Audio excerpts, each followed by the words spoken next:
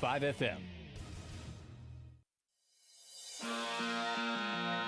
Isn't this a sports show? We're here for a one-on-one interview with our friend Travis Kelce. Travis, I know you listen to a lot of Almost Entirely Sports. What do you think about Joshua Brisco and Beards McFly? I don't think they suck. I can tell you that. Thank you, Travis. Almost Entirely. I did the best I could. That's our new tagline. It's Almost Entirely Sports on Sports Radio 810. I did the best I could. This is Almost Entirely Sports with Joshua Brisco. Hey, Beards, where's your Pokeball? So Rudy and I have our Pokeballs out. Yeah. What? Beards, where's yours? Beards, take your Pokeball out. Come on, it's not as much fun if we don't all have our Pokeballs out. I haven't bought mine yet. Take the show with you by listening on the Sports Radio 810 mobile app at 810WHB.com or by searching for Almost Entirely Sports wherever you get your podcasts. I love walking into a Home Depot and go down the wood section. This is Almost Entirely Sports on Sports Radio 810 WHB. Okay, enough screwing around.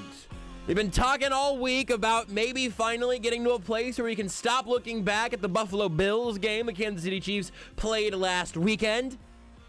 Today is that day. Yes, the new Pokemon game came out. No, Rudy and I haven't played it yet, so we're not going to even get interrupted by that today. Wow. You heard me. I said we're not going to get interrupted by that today. Says I won't be playing it during the show. Well, I won't be playing it during the show, and if Rudy is able to do that and wants to report back in, I'm sure it would be distracting to me. So fair enough, I guess. But yes, I won't. There's a new Pokemon game. Yes, there's other sports things going on. Yeah, KU and Kentucky play this weekend. Still can't believe the college basketball season started. Can I be honest about that? 2 months ago. I'm a Kentucky fan, right? Yeah. Don't really care. There's a decent chance I do not watch this game this week. Now, I will be with my nieces and nephews. I can't believe you found the way to use that to distract me from Chiefs Bengals in the open. That's my point, though, is I don't care. So we don't even got to talk about it because I don't care. Finally, today, everything else takes its place in the back seat. Now, we've talked a little bit of Chiefs Bengals all week long, right? This is a matchup that I actually think also, in kind of a strange way,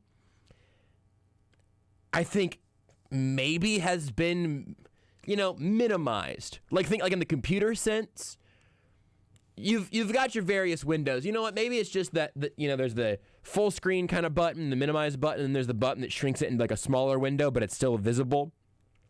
That's been this week of Chiefs Bengals because the majority of the screen still belongs to Chiefs Bills because it's the most incredible football thing any of us have ever seen. And we find ourselves at this point now where all of the things going on in the Chiefs Bengals side of things are also things that we've talked about some already. A lot of it is stuff that we talked about starting with the post-game show after Chiefs Bengals round 1. We've kind of covered some of this ground where we went, wow, Jamar Chase.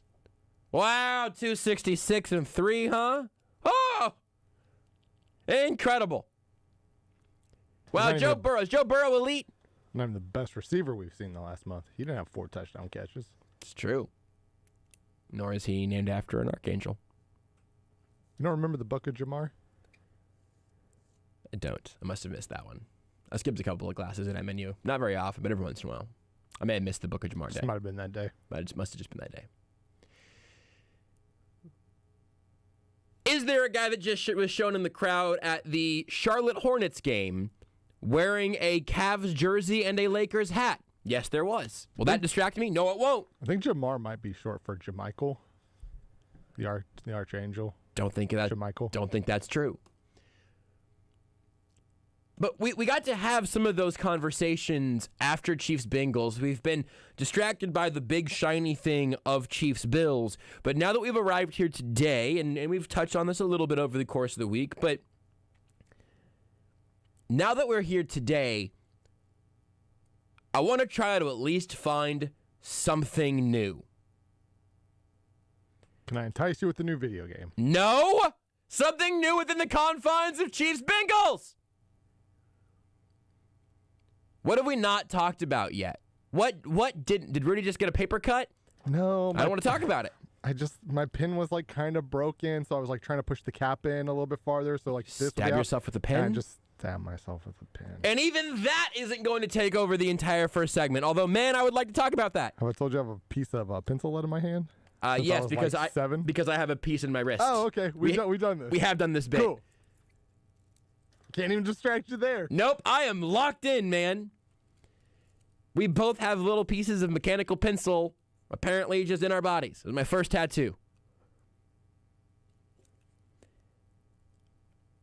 I want us to have a conversation about Chiefs Bengals that we haven't had yet. And here's where it is for me. When we have talked about this game this week, we have talked about mostly one unit. We've talked about the Chiefs defense versus the Bengals offense. Now, we could spend a lot of time still talking about the corners and how they're going to cover Jamar Chase. We talked about that and heard from Steve Spagnuolo in the show yesterday. We could talk about the front four. Can they get pressure with 4? Can Chris Jones wreak havoc against this offensive line that allowed 9 sacks to the Tennessee Titans last week and still won that game? Will there be a schematic change? Will Willie Gay help close down the middle of the defense? Could Joe Mixon out of the backfield be a little wrinkle the Bengals try to bring? What will the Bengals try to do differently? Because they're not going to be able to have the same game plan. Football's too complicated for that. Aspen says to talk about how important the run game is. Is that it? Even that isn't going to be the answer to this question or the distraction that knocks me out of this first segment in a fit of rage. Here's the thing that's new for me. Here's a question that I want to ask everybody else. 2 questions, actually. Number 1 is, does anything else matter if the Chiefs' offense is firing on all cylinders? Unless Bane under the stadium drops the field out, does anything else matter if the Chiefs' offense is at its best? No. What is no? Ding, ding. What is not a chance? What is no, I do not believe so? What is hell no? Sorry, what is heck no? Thank you. They keep it clean. Because even if you're going to say, Josh, sure. What if the Bengals also play their best offensive game? Two reasons that is not convincing enough to me. Number 1 is that the Bengals offense at its best is not as good as the Chiefs offense at its best. Buck wild thing is that the Bills offense at its best wasn't quite as good as the Chiefs offense at its best. It was very close, and maybe that would have been a different take if the Bills won the coin toss, right? Those 2 teams were neck and neck. But the other part of that is that I think even the Bengals at their best, they get stopped by the Chiefs defense like once. In like a worst case scenario. And the Chiefs at their literal best, they just simply don't get stopped. You have the superstar pass catchers catching passes from the superstar quarterback, getting play calls and designs from a superstar coaching staff, and a rotation of running backs that at this point can keep everybody fresh and all do different things well, cover most of your bases that way, an offensive line that was rebuilt in an offseason that has really played some good football despite being on their 3rd right tackle. If everyone plays their best football, if Andy Reid is good on 4th and short calls, if they are converting on X and 1, then I don't really care who is opposite them. That's the first question. The second question is, how likely do you think it is that happens? That one I think there's more wiggle room, right? That one I think there's more space to be skeptical even. You could certainly ask the question of why were they less than perfect the first time through? The answer there is 3 drives that sputtered out in the second half. Small sample size, did not touch the ball very often. When they did, they kicked the ball on 4th down every time, and at least 2 of those times they should not have kicked it. I could happily make a case for all three. I'll frame it this way. First time with the Bengals, that second half, they had 3 possessions. They kicked the ball on 4th down all 3 times.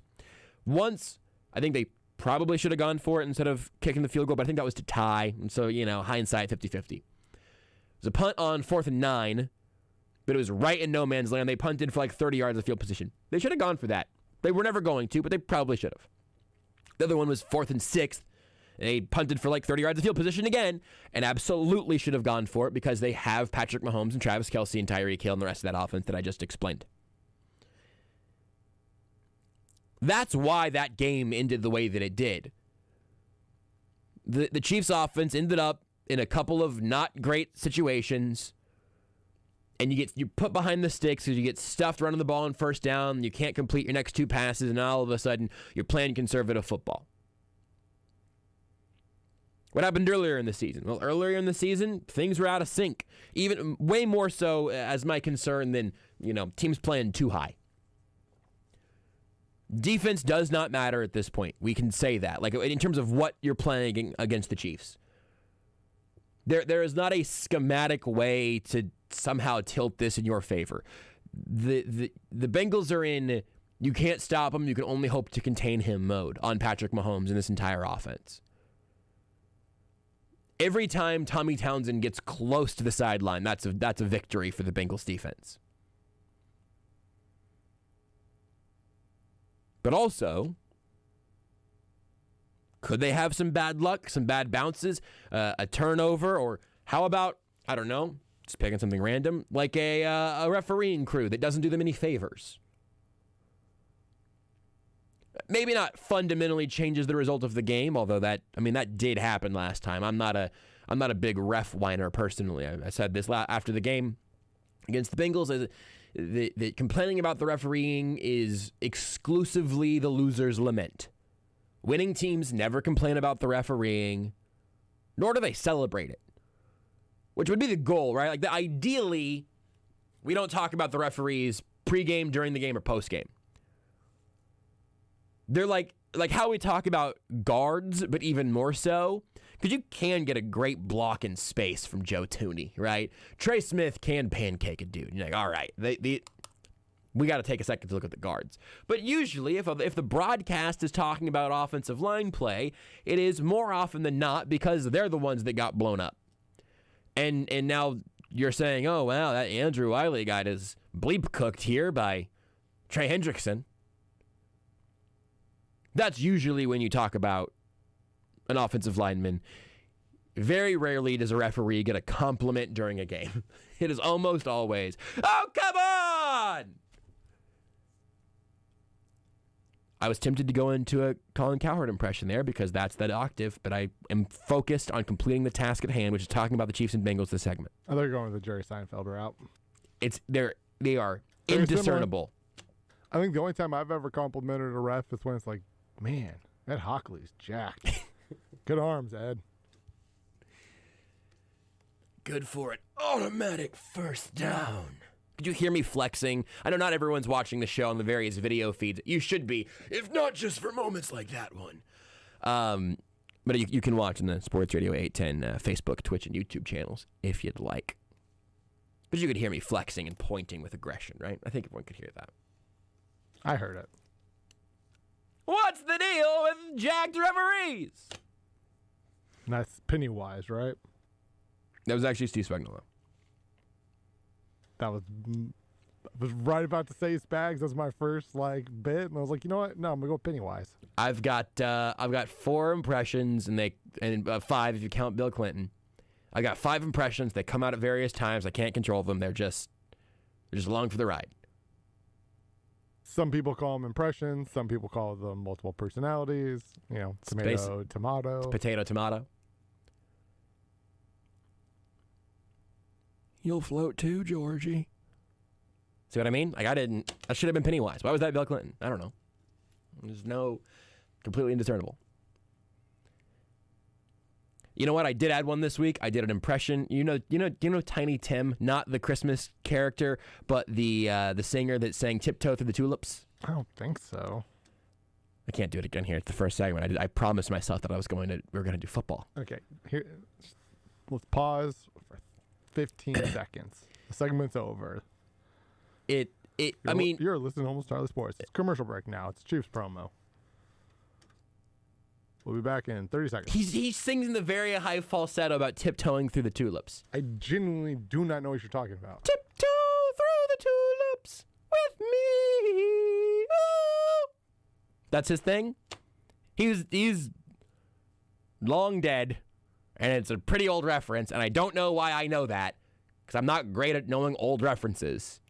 But I did an entire bit on Times Ours about tiptoe to the end zone or something. That actually sounded even better than the one that I did on the show. I can't remember what it was. I look forward to listening to it.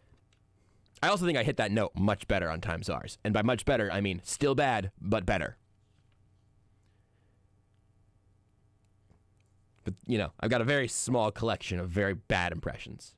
They're impressions that are barely good enough for you to know who it's supposed to be of, but not nearly good enough for you to actually, confuse it with actually that person. Limited fake John Madden also he did a little bit shortly after his passing. Respectfully, Boom. But just boom. The whole John Madden impression, just one onomatopoeia.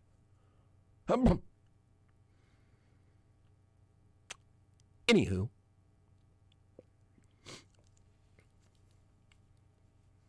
It's just been funny because, there was the Rudy played this liner yesterday, sometime this week, of me yelling back in 2018 about, you know what, it might have even been after Chiefs Rams or something, where I was yelling at everybody who wanted to talk about the Chiefs defense before they talked about the Chiefs offense, because the offense was incredibly good and the defense was incredibly bad.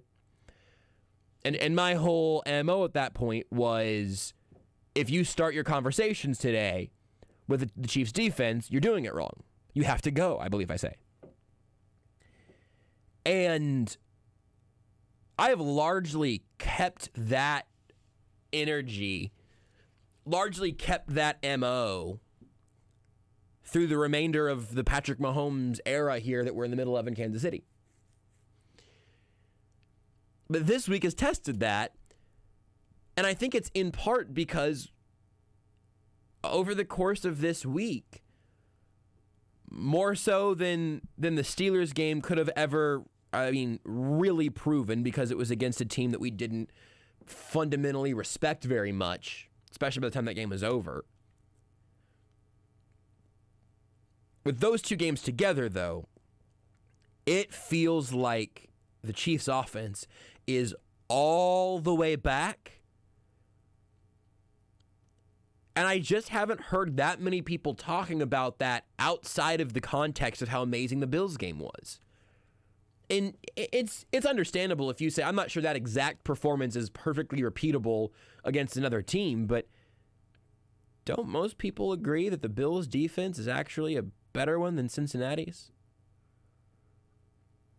Wouldn't you say that the Bengals offense, and certainly with the bit of the Achilles heel that could be their offensive line, wouldn't we all say that they're a little bit less qualified offensively than Buffalo? And I've done a handful of radio hits and podcasts and stuff this week with other people. They say, okay, but so explain, what happened the first time through, or what's going to be different this week? And we'll talk to Sterling Holmes and Mick Shaffer over the course of tonight's show, and I'm sure I'll ask them some variation of, what's different this week? What do the Chiefs need to do that they didn't do last time? It's a question that is a good question to ask. But I've also found myself and other people often offering a similar answer to it, which is something along the lines of, if they just play the game they played last time again, they should be fine.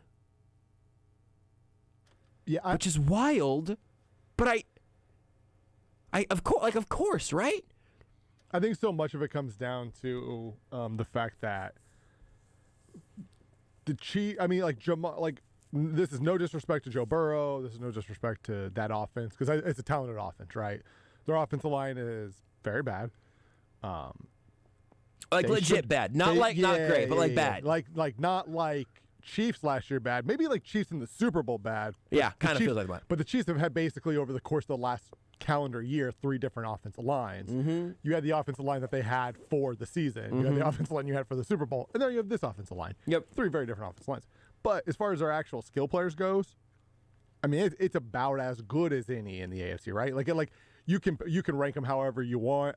I'm obviously biased. I tend to lean towards Patrick Mahomes and that crew, and a large part of that is because of Patrick Mahomes, right? Oh, if you're including the quarterbacks, I think. But if you're going just skill position players, sure. I mean, and when I say, I think, and honestly, I think we're just kind of the point where in today's NFL, I think when you say skill, you just look at the quarterbacks and what they can do now. Mm-hmm. Like, you know what I mean? Like they are incredible athletes now.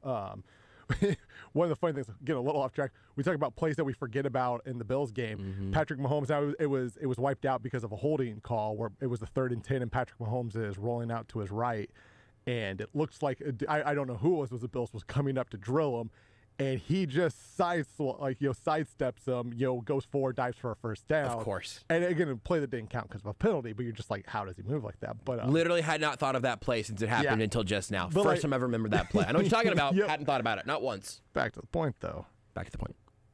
The Bengals skill positions are very good, like all across the board. I think CJ Uzomah is a little overrated. He's had some good games, but I think people act like he's one of the premier tight ends in the NFL. I don't really think so, but he's a solid NFL tight end. Mm-hmm. I would not be like, I mean, I guess I would be mad because I prefer Travis Kelce over him, obviously, but like most teams would be happy to have him. Yeah. But Jamar Chase beat the Chiefs in the last game. And credit to Joe Burrow for giving Jamar Chase chances, and credit to the other skill players for being just good to where you couldn't just completely focus on Jamar Chase, right? Because if you do, T. Higgins and Tyler Boyd, C.J. Uzomah can beat you. Like, they absolutely can. But a lot of that was Jamar Chase. So I think the assumption is just that the odds of Jamar Chase having that game back-to-back weeks, where a lot of those catches, some of those were just, hey, Jamar Chase, the slant that he ended up taking to the house, that was just Jamar Chase being Jamar Chase, right? Like, he caught a ball, he got open, he caught a ball, he turned on the boosters and was gone. Mm-hmm. Some of those catches, Travarius Ward was right there. Yep. I mean, which is another thing that has become a recurring theme that everyone else is saying, which is fair and true, but also kind of wild. For sure. Because he was there and still they lost that rep, you know? And it can happen again. Like, Jamar Chase can absolutely do that. He is that talented receiver. He is special. I think he's already a top 10 receiver in the NFL. Mm-hmm. He is special. Mm-hmm. The odds of him doing it again, I would say, are, low, just because the odds of having 2 games like that in a season is pretty low, right? Because he had just an absurd game. I think that's where a ton of that stems from, right? Where just if you just play like you did, just odds are Jamar Chase won't make the freak plays as often. Because if he just misses one of those, right, Chiefs win. If he just one of those doesn't get caught, one of those, the foot comes down out of bounds. They probably should have won the game, even with him catching the exact number of passes that he did. Yes. Which is nuts. Remember the first time against the Bengals where Patrick Mahomes had what would have at that point maybe been the distinct highlight of his career in terms of absolutely throwing a bleeping rocket ship down the field, and then it bounced off of Tyreek Hill's face and hands? Yeah. Into the first half. Remember that, everybody? That hurts. That play hurt. What about Patrick Mahomes rolling right, throwing a quick dart to Travis Kelce and him dropping it for what should have been the first down there? That also hurts. They punted, 2 plays later. What about, we mentioned earlier, remember the 4th downs and the punts? I'm right now, you know what I'm literally doing? I am scrolling through Seth Kaiser's article about the self-inflicted wounds of that game. There's usually a trend when you look at Chiefs losses. Remember when they should have let them score at the end and didn't? Well, if you don't remember, Andy Reid said they tried, but they were kneeling, so they obviously couldn't. Just for the quick clarification, in case not everybody remembers every single thing, Andy Reid, I think, maybe purposefully, but certainly ultimately was not understanding the actual question in the let him score situation, which is either him being, purposefully obtuse, I think purposefully. or not a great sign that he genuinely didn't understand the situation there. I might be giving Andy Reid the benefit of the doubt. I think it was on purpose. I think it was excellent coach speak spin. it wasn't also just things like Jamar Chase going up and over Charvarius Ward in a brutal spot and a brilliant play. It was also him catching a pass in the middle of the field, having, 3 to 5 Chiefs with a real angle and a line to approach on him. He just runs through them. He turned on the boosters. Like that was the Tyreek Hill, peace sign last week where guys exactly had the what I was about to angles compare it to. and he was just like, nope, Because I'm gone. Here, the reason that I was literally going to compare it to that, and that we spend too much time together, Rudy, is that We know each other. the thing that I would compare there, because I want to make this part clear as well. I have no interest in like taking anything away from the Bengals, and that is not the point of talking about the Chiefs' self-inflicted wounds. The point there is that average play in a few situations over the course of the game, a couple of not spectacular plays, but just not missing plays a couple of times changes that game dramatically. You could say the same thing for the Bills. If the Bills tackle Tyreek Hill by a shoelace to letting him score from 60 yards out on a play that was not designed to be a touchdown, I don't think. I mean, I think Eric Bieniemy says that all their plays are designed to be touchdowns. Touchdown, Josh. So, fair enough. But you can acknowledge that is a testament to the greatness of Jamar Chase, right? This is not me saying that he got lucky because the Chiefs were bad. The Chiefs needed to be better than they were, and Jamar Chase exploited that. He's really good. And also, if they don't drop a couple of passes, if they are not even aggressive on fourth down, just doing the relatively obvious thing on fourth down at least the once. If they let them score at the end. If they don't forget that their quarterback's Patrick Mahomes, so you know what? We can give up a field goal because who cares? Because it's Patrick Mahomes on offense. We'll go get a touchdown, for example. I don't like the idea that if they could just limit Jamar Chase, they win this game by default. Because that's not true or fair. Nor does it respect T. Higgins and Tyler Boyd and C.J. Uzomah and Joe Mixon enough. They do deserve more respect than that. But whenever you look at all these different things that the Chiefs ultimately stubbed their toe on, if they stubbed their toe twice instead of 7 times, or instead of 5 times and the referees don't grab their foot and jam it into a toe-stubbing object a couple more times, the result of that game is different. And I'm not sure the Bengals played a perfect game the first time either. But I also don't think they're going to now. They played something far below perfect against the Titans because they gave up 9 sacks and still won that game. But ultimately, if the Chiefs' offense is really good, they're going to win this game. There's some other stuff defensively that we can talk about whenever we come back, but that's where I wanted to start today. Plus, we have some audio that's really interesting, some of it about the offense, some about the defense. We'll begin to sift through some of that and talk a little bit more about what the defense can do whenever we come back. Want more Almost Entirely Sports? Watch the show live on the Sports.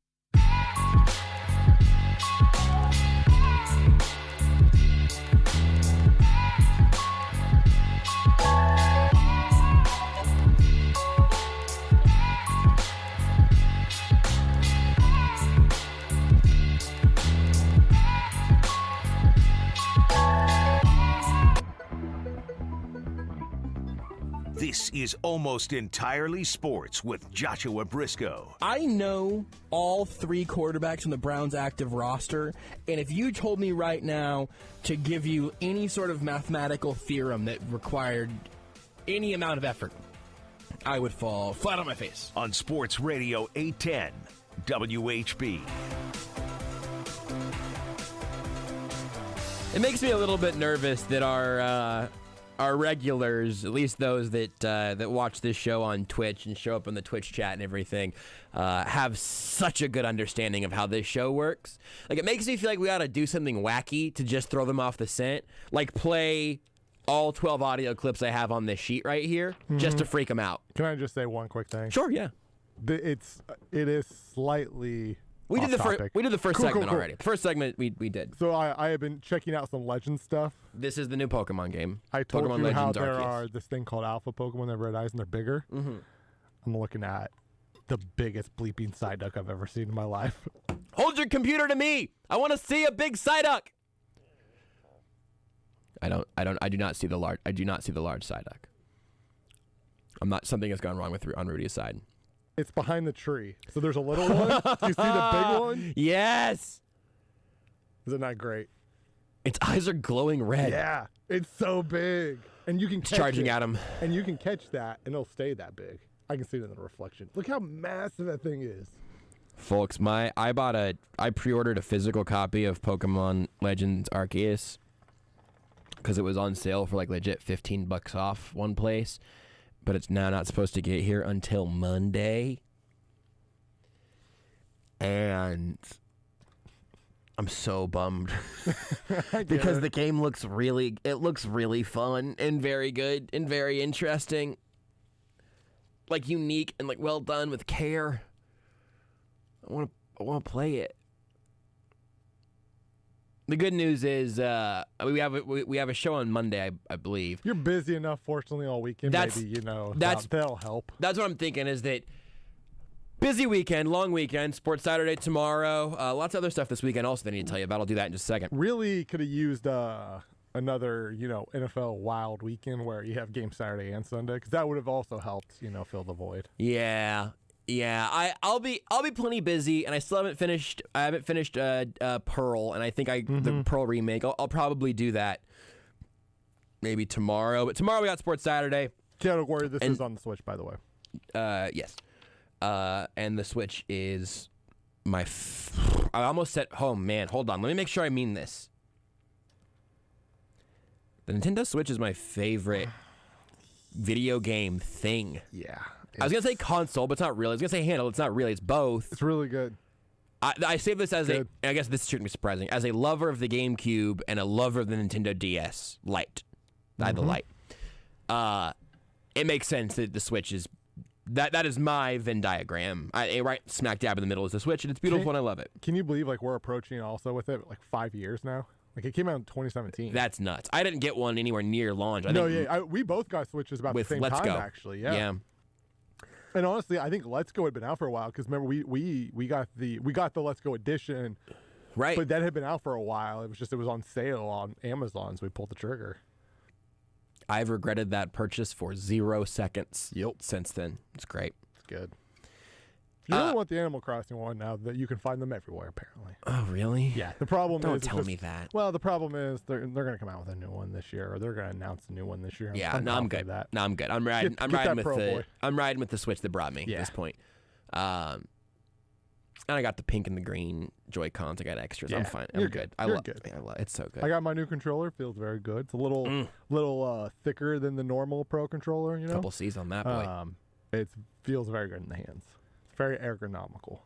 Oh, I love a good 30 hours too of playtime before you need to charge it.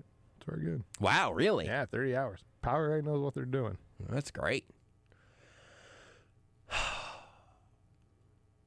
I guess the good news is if the Chiefs do lose this game, this show is just going to be about Pokemon for a week, and I don't think anyone would be mad about it, right? Have you seen the Pokemon can actually go into the water too? They should be able to. They can just stand I love that. in the water, It's pretty cool. I seriously haven't seen anything that you haven't shown me. I have stayed away from most of the trailers and the gameplay and the story. I'm just trying to. I'm just trying to play it on Tuesday when we might have a show. I figured out like roughly what the story is just based off trailers. I don't want to know anymore. I don't want to know anything else. But I haven't really I've stayed away though really from the basics of the story. It's just more of like, oh, I like the way this looks. This is pretty cool how they run. Here's my Zen moment, because we've talked about it multiple times today. You've shown me some clips today. Here's, I'm gonna make a call right now live on the radio. I'm gonna make a call. But not right this second because I need to open it. No, you mean the audio? No, I'm making a Pokemon call, and then we'll go to the Chiefs thing. Here's the ruling I'm making right now, Rudy, and I need you. No matter how difficult this is, I need you to respect this. I need you to be my accountability partner on this, okay? That giant, beautiful Psyduck with the glowing red eyes, which I already love so much, is going to be the last Pokemon Legends thing that I absorb until I am playing it myself. That's cool. I honestly didn't plan on even mentioning it. It's just I just saw this massive Psyduck. No, I'm glad you did. I know about that. I am so glad that you did. But I'm at a point now where I don't think that any more information is going to make me any more excited about playing this game, but also I know that I will not be able to play this game until Tuesday. And then on Tuesday, presuming the Chiefs win and things go fine, there's no AES on Tuesday, I'm going to throw my phone into a river. No, I'm not. That's where my blood sugars go. I'm going to put my phone in Do Not Disturb for 16 hours.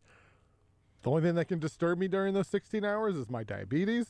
It can get through. Yes, if it needs to disturb me, I will respect that. Yeah. Smart move. Boy, this is super narrowcasting. But a big bleeping development today? The new Omnipod, which is the insulin pump that doesn't have any tubes, it just sticks on you, got FDA clearance today. So there's some diabetes news for all my type 1s out there. Congratulations. Thanks. I don't have it yet. I don't have it. I don't have any pumps yet. We're moving in that direction. I'm putting an eye on that one right there. I am very excited about that, because I can then just let it do its thing. It's a smart pump. It communicates with the Dexcom. Ooh. Future. We have now, if the good thing is for everyone who's playing Almost Entirely Sports Bingo or the drinking game or whatever, is plastered, because what we have done is talked about the Chiefs, talked about Pokemon, talked about diabetes, and also said we were going to play audio in a segment that we are not going to play audio in. No, we got time. No, we don't, because here's what I'm going to do. I'm going to make a new promise. Ooh. We're going to take a break before we absolutely have to, which is something I am very uncomfortable with, but then we're going to come back, because I think a couple of these audio clips deserve to be played together. And if we start doing it now, we're going to run out of time. So we will take another time out. This segment was our parenthetical Pokemon and diabetes segment, which we are contractually obligated to do. Yep. You'd have to believe that, right? If you're listening to this show, there's no way that any two people can talk about this often. The game came out. We had to talk about it. Yeah, we had to. At least for 2 seconds. I saw a giant yellow duck. What was I supposed to do? Ignore it? How strong do you think Rudy is? Not at all. We'll take a break. Whenever we come back, there's some audio from Patrick Mahomes and Travis Kelce from today that I think is pretty interesting. We'll start there whenever we come back. I'll make sure of it. You know what? I promise. We're going to play the audio whenever we come back. I promise. We're going to play the audio when we come back. Probably. That's what I was looking for, was probably. Did you know you can listen to Almost Entirely Sports anywhere, anytime? Well, you can. Just search for Almost Entirely Sports wherever you get your podcasts. Sports Radio 810 WHB, Kansas City, your home for Super Bowl 56. Live coverage is presented by Continental Siding.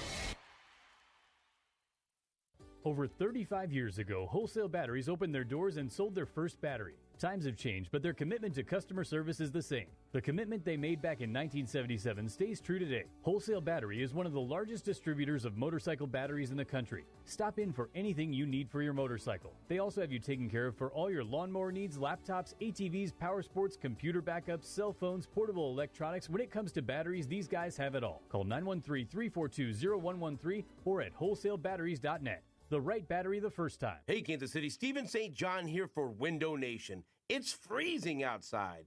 Are you feeling the cold air coming into your home? Heater running constantly? If so, you need new windows. Window Nation wants to help keep you warm inside with their 0 down, 0 payments, and 0 interest offer for a limited time. Get new windows and keep all of your cold, hard cash in your nice, warm pocket for 2 years. And this is even cooler. Window Nation is giving you 2 free windows with every 2 you buy. There's no limit. Let Window Nation get you out of the deep freeze. Get your home winterized with energy-efficient Window Nation windows, and you'll be warmly rewarded with lower energy bills. Pay nothing until 2024. Plus, you'll get 2 windows free with every 2 you buy. Now is the very best time for the very best deal of this brand new year. Call Window Nation today at 866-90NATION or visit windownation.com. That's windownation.com, and tell them Stephen St. John sent you. Saturday, Sports Radio 810 WHB is bringing you college basketball's biggest game, Kansas and Kentucky. We'll bring you live coverage beginning at 10 a.m. with ESPN's College Game Day, broadcasting live from Allen Fieldhouse. Then at 5, Bill Self leads the Jayhawks against John Calipari and the Wildcats. It's all on your home for March Madness and the Final Four. Sports Radio 810 WHB. Happy New Year, KC. Jeff Bedeen here from Mercedes-Benz of Kansas City. A championship city deserves a championship dealer. It's time to get off the sidelines and get in the game. We have a great selection of our hottest SUVs, cars, and vans available. Reserve your new Mercedes today or choose from our incredible selection of certified luxury and exotic pre-owned vehicles.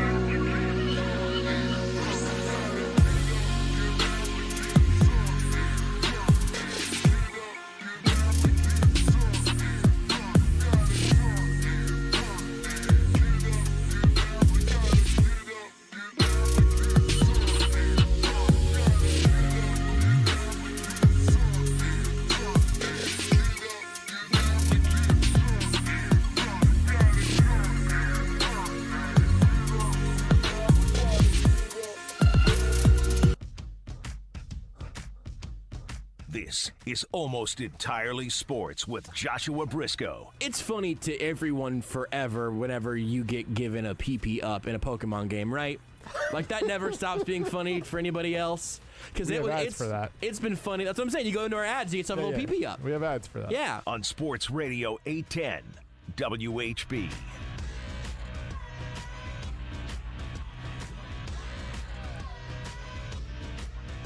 Let's do it. Let's really freak out some regular listeners to this show and really make some people just driving around looking for some Chiefs audio happy.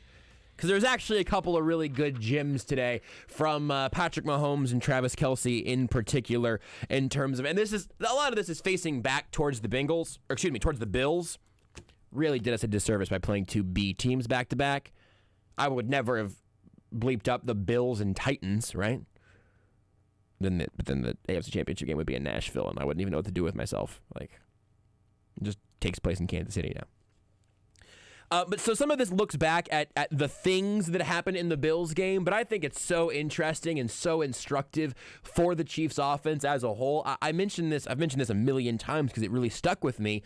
But I think it was in the week leading up to the AFC Championship game against the Titans, where Travis Kelce talked a little bit about some of the adjustments that he can make on a route and the way that they're always reading and reacting to defenses. And if you've listened to this show on any sort of regular basis since then, you've heard us talking about it since well before the Bills game. But for the Bills game, we all got to see it in 4K. Like, we got to see it happen. We got to hear them talk about it after the game. We heard then Patrick Mahomes telling Travis Kelce to do it. We saw the NFL Films mic'd up video after that of that conversation and then the response. We got to see it in every glorious pixel against the Bills, but it's something that's been happening in this offense for a little while. Let's start with the Patrick Mahomes side of things here, and then we'll hear from Travis Kelce. Because today, Patrick Mahomes was asked about this idea that the offense is, a living, breathing, evolving thing that can change on the fly, and how that works for this offense. I think it's a mixture of both. You have to diagnose stuff before the snap, and then you have to be able to adjust to it after the snap, and that pre- and post-snap adjustments. And I think it helps out to have guys like Tyreek and Travis that recognize coverages on the run and able to adjust their routes. But I think Coach Reid does a great job of having answers versus every single play for every single coverage. It's about me recognizing the coverage, getting the ball in my hand, and getting it to those guys at the right time. So we definitely have audibles and different things we change to before the snap. But at the same time, we like to be able to adjust on the fly and post snap as well. And it's adjustments, and it's also, like you said there, I mean, it's being prepared for this, and also Andy Reid knowing, like, this isn't something the kids do because when mom and dad aren't home, right? Like, this is something that Andy Reid helps prepare them for and then ultimately rely on. Travis Kelce talked about that today as well, about how often those sort of adjustments are happening. There are a couple of questions in here you'll hear, both how often they adjust, and then a follow-up as well that kind of put this into even more context, that this is just something the Chiefs do. I mean, it's all up to Coach Reid's kind of design on every certain play. He's trusted a lot of what we do out on the field to be more friendly and more, just make the job for the quarterback a little bit easier by getting open earlier or finding a different void. But for the most part, I mean, it's in Coach Reid's playbook to be able to give guys that freedom and understand that, yeah, I'm going to dial this up when I know that it's this coverage or that coverage. And based off of which one presents itself, that's the route that you need to switch it up to. And it's been going on a lot longer than just this season, since Coach Reid's been working with, the Eagles. There's a lot of film of guys running it back then. But I think he trusts the guys that have kind of grown in this offense, because we understand the intentions of the play caller, and the way he teaches it and this offensive staff teaches it, it makes it easy to understand, and especially once you start to gain more and more reps throughout the years. Hey, Travis, this sort of builds off of Sam's question. Given that when Andy got to Kansas City, obviously everybody knew it would be his offense. I'm just wondering, how much ownership do you feel like the players have in terms of suggesting ideas, suggesting things for the game plan that week? Is it fair to say that this is more collaborative than when maybe you began with Andy in 2013? Without a doubt, it's more collaborative. I think we had kind of a younger team on the offensive side, outside of Alex Smith and a few offensive linemen, and obviously Dwayne Bowe and Jamal Charles. But for the most part, it was really the core guys were really young, just trying to understand the offense. And throughout the 9 years or 8 years that we've been here, I mean, it's gradually grown into a player-friendly offense to where we can do stuff like that. But I'm always in Coach's ear, giving him some ideas. But at the end of the day, he's got 51%. So he'll be the one dialing them up and drawing them up. But I definitely think he hears the suggestions that guys think they can help out the offense in certain ways and run certain routes to get open. I think that whole clip is awesome. And there are a couple things that, for me, listening to it live, listening to it again, leap out of that audio. One is that, of course, has been going on for a while. Another is that Andy Reid trusts the guys that have been in this offense for a while. Another thing is that it is collaborative, that players do have a feeling of ownership over what they can do in this offense. Andy Reid is listening. But there is a phrase in there that I think is so important, and frankly, could probably end up being something that everyone in every line of work could learn from, every manager could learn from. The team, the players understand, here's the phrase, the intentions of the play caller. They understand not just what to do and not just where to run to from point A to point B to point C to point D. Not just run this route and catch the ball, but they understand the process that is happening and why that is the process.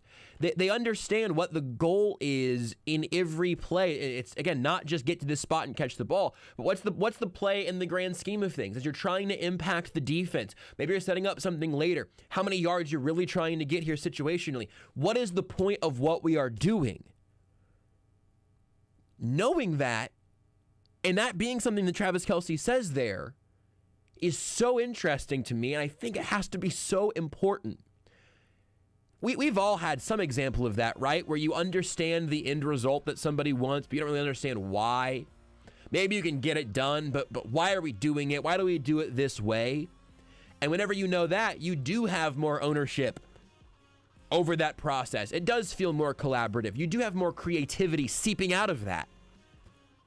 And that is something that I just think, for me, is going to be one of those clips that sticks with me, that we did, in fact, actually get to play. Big weekend here on Sports Radio 810, by the way. Starting at 10 o'clock, we got a special college game day live broadcast from Lawrence ahead of KU and Kentucky.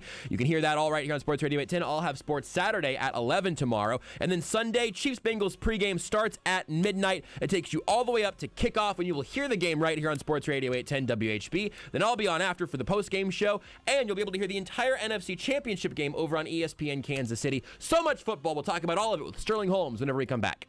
You are listening to Almost Entirely Sports with Joshua Brisco on Sports Radio 810 WHB. Sports Radio 810 WHB, Kansas City, your home for Super Bowl 56. Live coverage is presented by Creative Planning. Kansas City, you're on the clock. Jason Anderson here from MainStreetPreowned.com. If you've been looking for a quality used car, truck, or SUV, I've got the answer. MainStreetPreowned.com. All makes, all models, over 500 used vehicles to choose from, all with dealer cash rebates up to $2,000. MainStreetPreowned.com. Their inventory is constantly changing every 15 days, so it all has to go and is constantly being restocked with more. MainStreetPreowned.com. That's MainStreetPreowned.com. Come to Mr. Brew's Tap House in Overland Park for a big weekend of college hoops and NFL action. All day Friday and Saturday, get any burger, fries, and a soft drink for $8.10. That's right, any burger, fries, and a soft drink for just $8.10. Good both days until 5 p.m. Also, Mr. Brews is offering an all-day happy hour Friday and Saturday, featuring the Stone Brewing Choco Vesa Tres Leches and the Rogue Kringle Crusher. It's happening all day Friday and Saturday at Mr. Brew's Tap House at 80th and Metcalf in Overland Park and 30th and Iowa in Lawrence.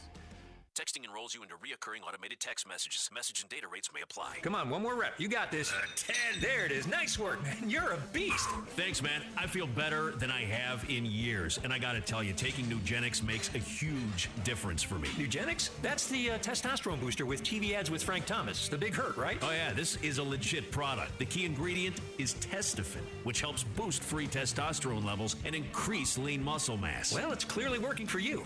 Hey, are they still giving out complimentary bottles for people to try for themselves? Yeah, Nugenix is a great way to increase lean muscle and feel stronger with more energy and endurance. Man, I need to get a complimentary bottle of Nugenix. No problem. You just got to send them a text. Text CAR to 42424 right now for your complimentary bottle of Nugenix, the #1 selling free testosterone booster at GNC. Nugenix samples are not available in stores, so text CAR to 42424 right now. Text CAR to 42424. Text CAR to 42424. You're listening to the most powerful sports station in the country. Sports Radio 810 W.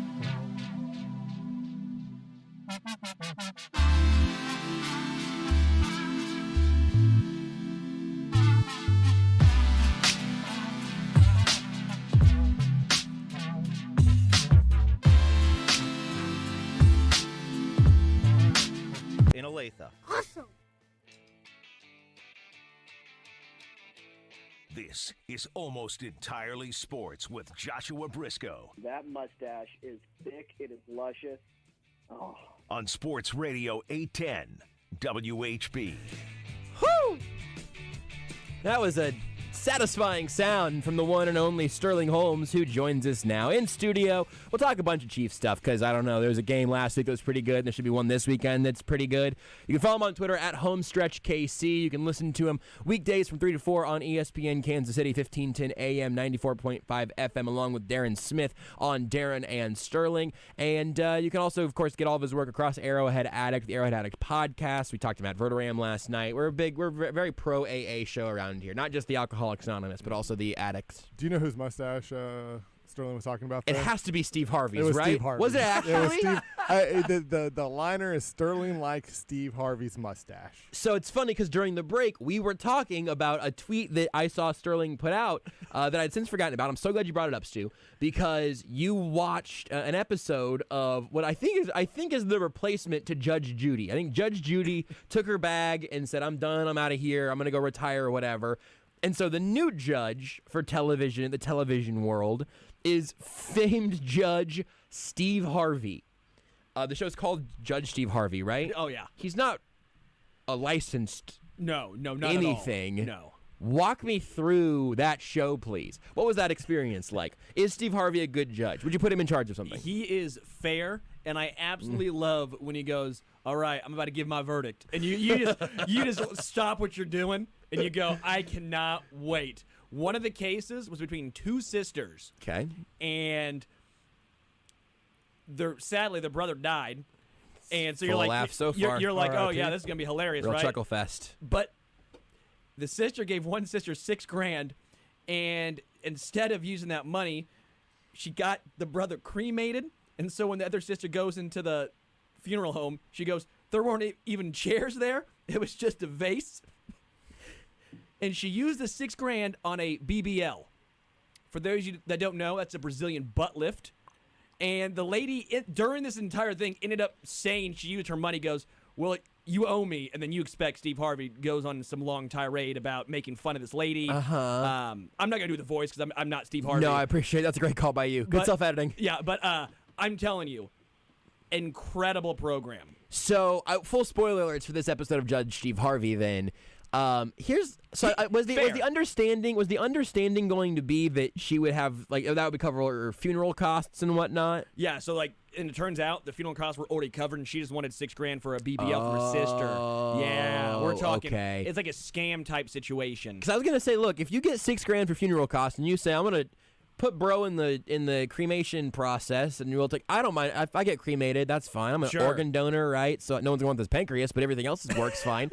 And so, like, I want like 80% of it. Yeah, I mean, it's probably better than no pancreas, I guess. But so if you want to chop me up and, you know, give people my organs and then crisp me up or whatever, I think that's fine. I don't know that this counts as a living will, but, you know, that wouldn't really bother me one or the other. If you can do that and then keep enough money to get a little Brazilian butt lift, I don't think there's much of a problem with that. But if the sister knew that none of that money went to funeral expenses. Yeah.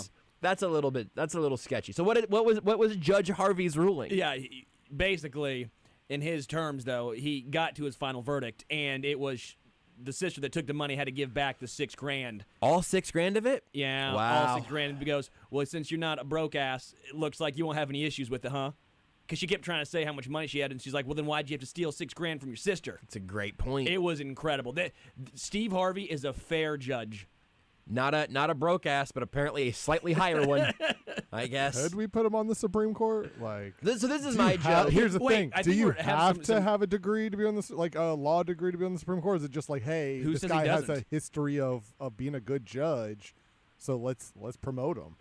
I should probably just go ahead and tweet this out because I told Sterling that I'd considered this joke. I decided to go away from it, and now I'm back around thinking I should probably just go ahead and hit send, just of a, you know, screen cap of Judge Steve Harvey, and something along the lines of, you know, I just don't know that I can fully support Joe Biden's latest Supreme Court nomination, because but here's the thing, here's that joke falls apart. Maybe I would. I probably would. Steve, you know what I do support Steve Harvey being in charge of? Family Feud. Yeah. What's the Supreme Court if not managing just some family feuds, right? Is that not basically what it all comes down to? You got to make a choice on some family feuds. That's how he got the TV show. He's been on TV. I say, I don't know, man. Go forward and do Sky Judge Steve Harvey for if you want to take it NFL style. He's in the booth. He's talking to the referees down there. I really like that a lot, actually. Yeah, that would be great. We could tell you what. Hold on. Supreme Sky Judge Steve Harvey. Give him both jobs. Let him do it all. Here we go. We have, I assume, Sterling has absolutely seen this report. Josh, I don't know if you have about robots are coming to AAA baseball, basically, right? Yeah. I mean, the reality is somebody's got to be in charge of the robots. Make it Judge Steve Harvey. Steve Harvey, baby. Give Steve every Harvey, robot a mustache, too. They just all look like Steve Harvey. Here's the thing. Now, I don't believe that robot umpires would be physically behind the plate like an animatronic. I think you have to put a physical robot behind the plate. Or even just put a cutout back there. Yeah, so there's a presence back there. It doesn't be functioning. It just needs to be a piece of metal. Right, and then you can put the result up on the Jumbotron or behind whatever. You put a speaker in its mouth and it just yells out ball or strike. I right? love that. Yeah. It's basically a Chuck E. Cheese at that point. You're basically taking the Chuck E. Cheese animatronic, and Steve Harvey's just in charge of all of it. And so I do think that every umpire should have a Steve Harvey mustache. Like, I think a quintessential baseball umpire should have a thick upper lip. If you don't, I just assume you're bad at your job. Yeah, in any profession. Well, mostly I just baseball shaved. ones, right? I don't like this. Yeah. Yeah, I mean, it's just, I think we got to come around to making mustaches more socially acceptable again. I feel like we got close. I think Movember is helping. Sterling, you really did pick up the cause, and you did your best. I had a mustache for a brief moment somewhere in the last year. Here's the other thing, and then we'll talk about the Chiefs in a minute. But Sterling, I'd like you to turn your eyes to Rudy Salazar for a second and really soak it in, okay? Sterling, Rudy, you're talking to yourself with your mic off. Are you okay? No, I was basically counting up the amount of words because famous last 7 words. We'll talk about the Chiefs in a minute, or 8 words. 8 last words. So, we'll Rudy, if you could do us a favor and just kind of cover most of your face with your hands, but kind of leave the mustache in there. So here's the thing: give us a little more mustache viewing, a little more. Rudy's got dark facial hair. Yeah. I get choked up just thinking about it. That may be the most important thing in a mustache. Yeah. You can have really thick hair, but if it's really light, that's a tough mustache to pull off. Frankly, Andy Reid has powered through having relatively light facial hair and still having a very strong mustache because that thing is iconic, right? But I think Rudy just one day needs to come in, let the mustache grow out a little bit more, and then shave everything except for that. We need the handlebars going horseshoe all the way down. That he looks like a closer. Yeah. That he just sits on his porch and crushes Bush Light and smoking Marlboro Southern Cuts. I think he would thrive. In the name Rudy, I feel like really encapsulates that whole vibe. The style of mustache that you would choose would really determine if that day you were more Rudy or more Salazar. Because you could very much go either way. You could go kind of the more traditional Rudy. Everyone knows what I'm talking about. You could do a Rudy-style mustache like Sterling has described, or you could like kind of thin it out and be a little more, go a little more style, more of like a pencil mustache, right? I'm thinking like 1830s era exactly, style. Yeah. Exactly. Like you might be a sheriff. Of like a bank robber, but you say your name as you leave, like you'll never catch me. Yeah, this is Rudy Salazar. You know how back in the day they all sounded the exact same? Did you also watch that Babe Ruth video? It's incredible. How the hell does everyone sound before he spoke? I go, I know what he's gonna sound like. And it's that. It's that voice. And then he's out here buckling kids with curveballs. He made a kid go stand in the box. Yeah. Go stand over there and I'll throw you a curveball, son.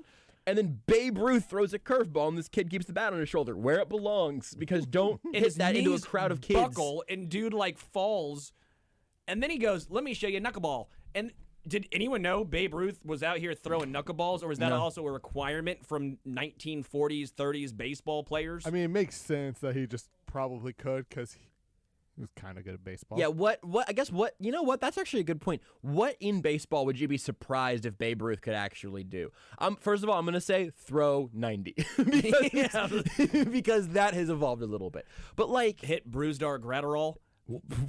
What? the Dodgers. That's an incredible, comedically an yes, incredible name to pull there out of absolute nowhere. Yeah. No, I mean, but like within the scope of like just being good at baseball things, like, yeah, and you fastball, you get the natural snap of the wrist, and then the curveball is snap of the wrist sideways, but a knuckleball is more about the push motion of the ball. Hey, son, go stand over there, and I'll buckle your knees.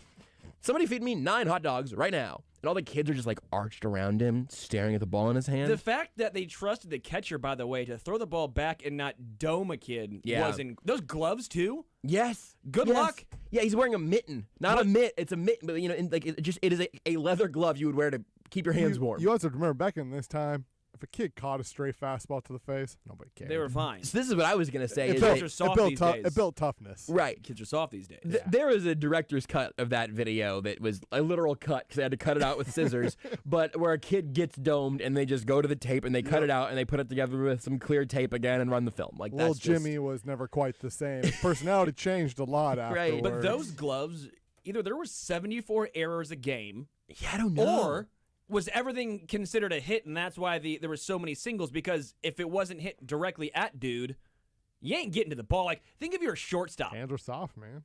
Their hands were soft. Or were they hard? Unlike think of them, think if you're a they were freaking hard. catcher. Think if you're a catcher. Whew. I mean, I get it if they're throwing 72, but like, but still, if you catch a 72-mile, catch a 40, doesn't feel catch good. a 40-mile-an-hour ball, catch it with your palm. Not with the webbing, with your palm. That's all they had was the palm. The fingers weren't even stitched together. What are they doing? I'm turning into Jerry Seinfeld again. What's the deal with old baseball gloves? Anyway, that video is great. If you haven't seen it, you should watch the video. It's fascinating. And I'm not sure how many times I've heard Babe Ruth talk. Like, I feel like a speech like later in his career or whatever, but also in that, it's like he's just teaching kids about baseball. It's kind of cool. When I think of Babe Ruth talking, obviously it's pretty clear that he doesn't sound like this, though. I hear John Goodman. Wow. And it's mostly because John Goodman played Babe Ruth in a movie. So, like, to me, Babe Ruth has just always sounded like John Goodman. Yeah. Over the line, Smokey. That's all also, I'm picturing. I'm picturing Big Lebowski. It's all I can picture. That's also who I see. Right. When I think about what Babe Ruth looks like, I just see John Goodman. John Goodman is just Babe Ruth to me, basically. Like, that's what that is. Let's see him throwing knuckleball. Sterling, I know that we are here on Friday, and you are our second to last guest of the week, and so I should finally stop asking people about the Bills game, but I can't just yet, and we'll spend most of our time talking about the championship game. But walk me through the Sterling Holmes experience watching Chiefs-Bills over those last couple of minutes. Man. Exuberance. Depression. A lot of beers drank somehow in a 2-minute actual game time situation. Depression and exuberance again. I couldn't get over it. I actually did reach a point where I go, I don't care who wins this game. I will admit it. I reached a point where I say, this is absolutely incredible. Whatever happens in this game is going to be a game that we talk about for decades and decades to come. You know how people still talk about the Rams-Chiefs game? Yes, absolutely. This feels like a similar. It was different, but also the same. It was different in there weren't as many turnovers because there was a plethora of turnovers in that first game. This was basically two quarterbacks playing at the pinnacle of any level we've ever seen. And to me, what was so impressive was the Bills had, the number one ranked defense with DVOA, EPA. I know they had a weak schedule, but you're seeing Mahomes tear them up. And then you're seeing Josh Allen on the other side do things that were like, we have not seen any quarterback do this with any consistency. Sure, Joe Burrow had that one game, right?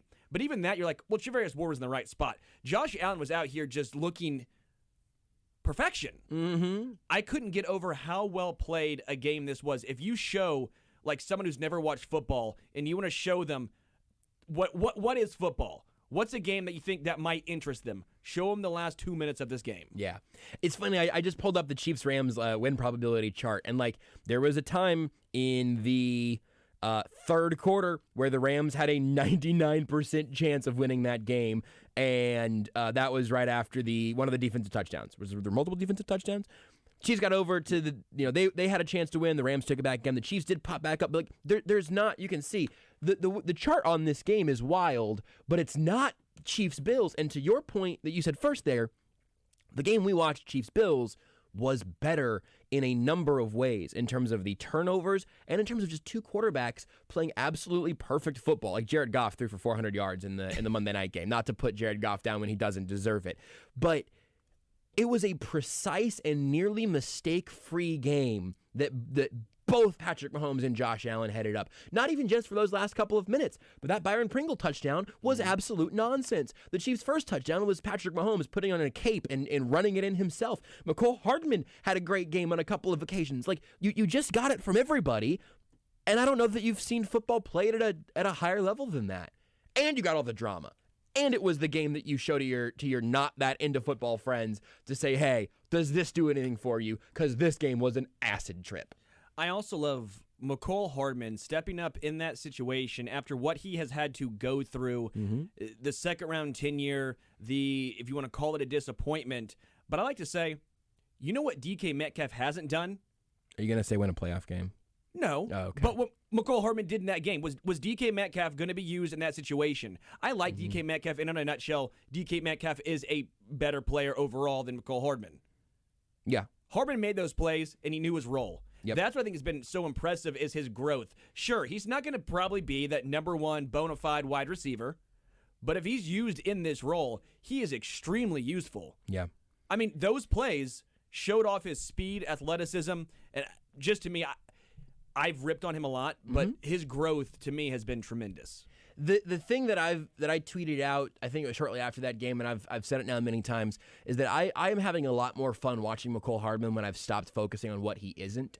Where because you can have that conversation. If you're going to evaluate him as a player and the draft pick they use on him and everything, you do have to talk about what he is not still at this point and what expectations he has not reached. But you use the word useful, and that's something that I wish we used more with Hardman, and frankly, even with Byron Pringle. But again, their expectations, where they started from, has really colored the way we've talked about them forever.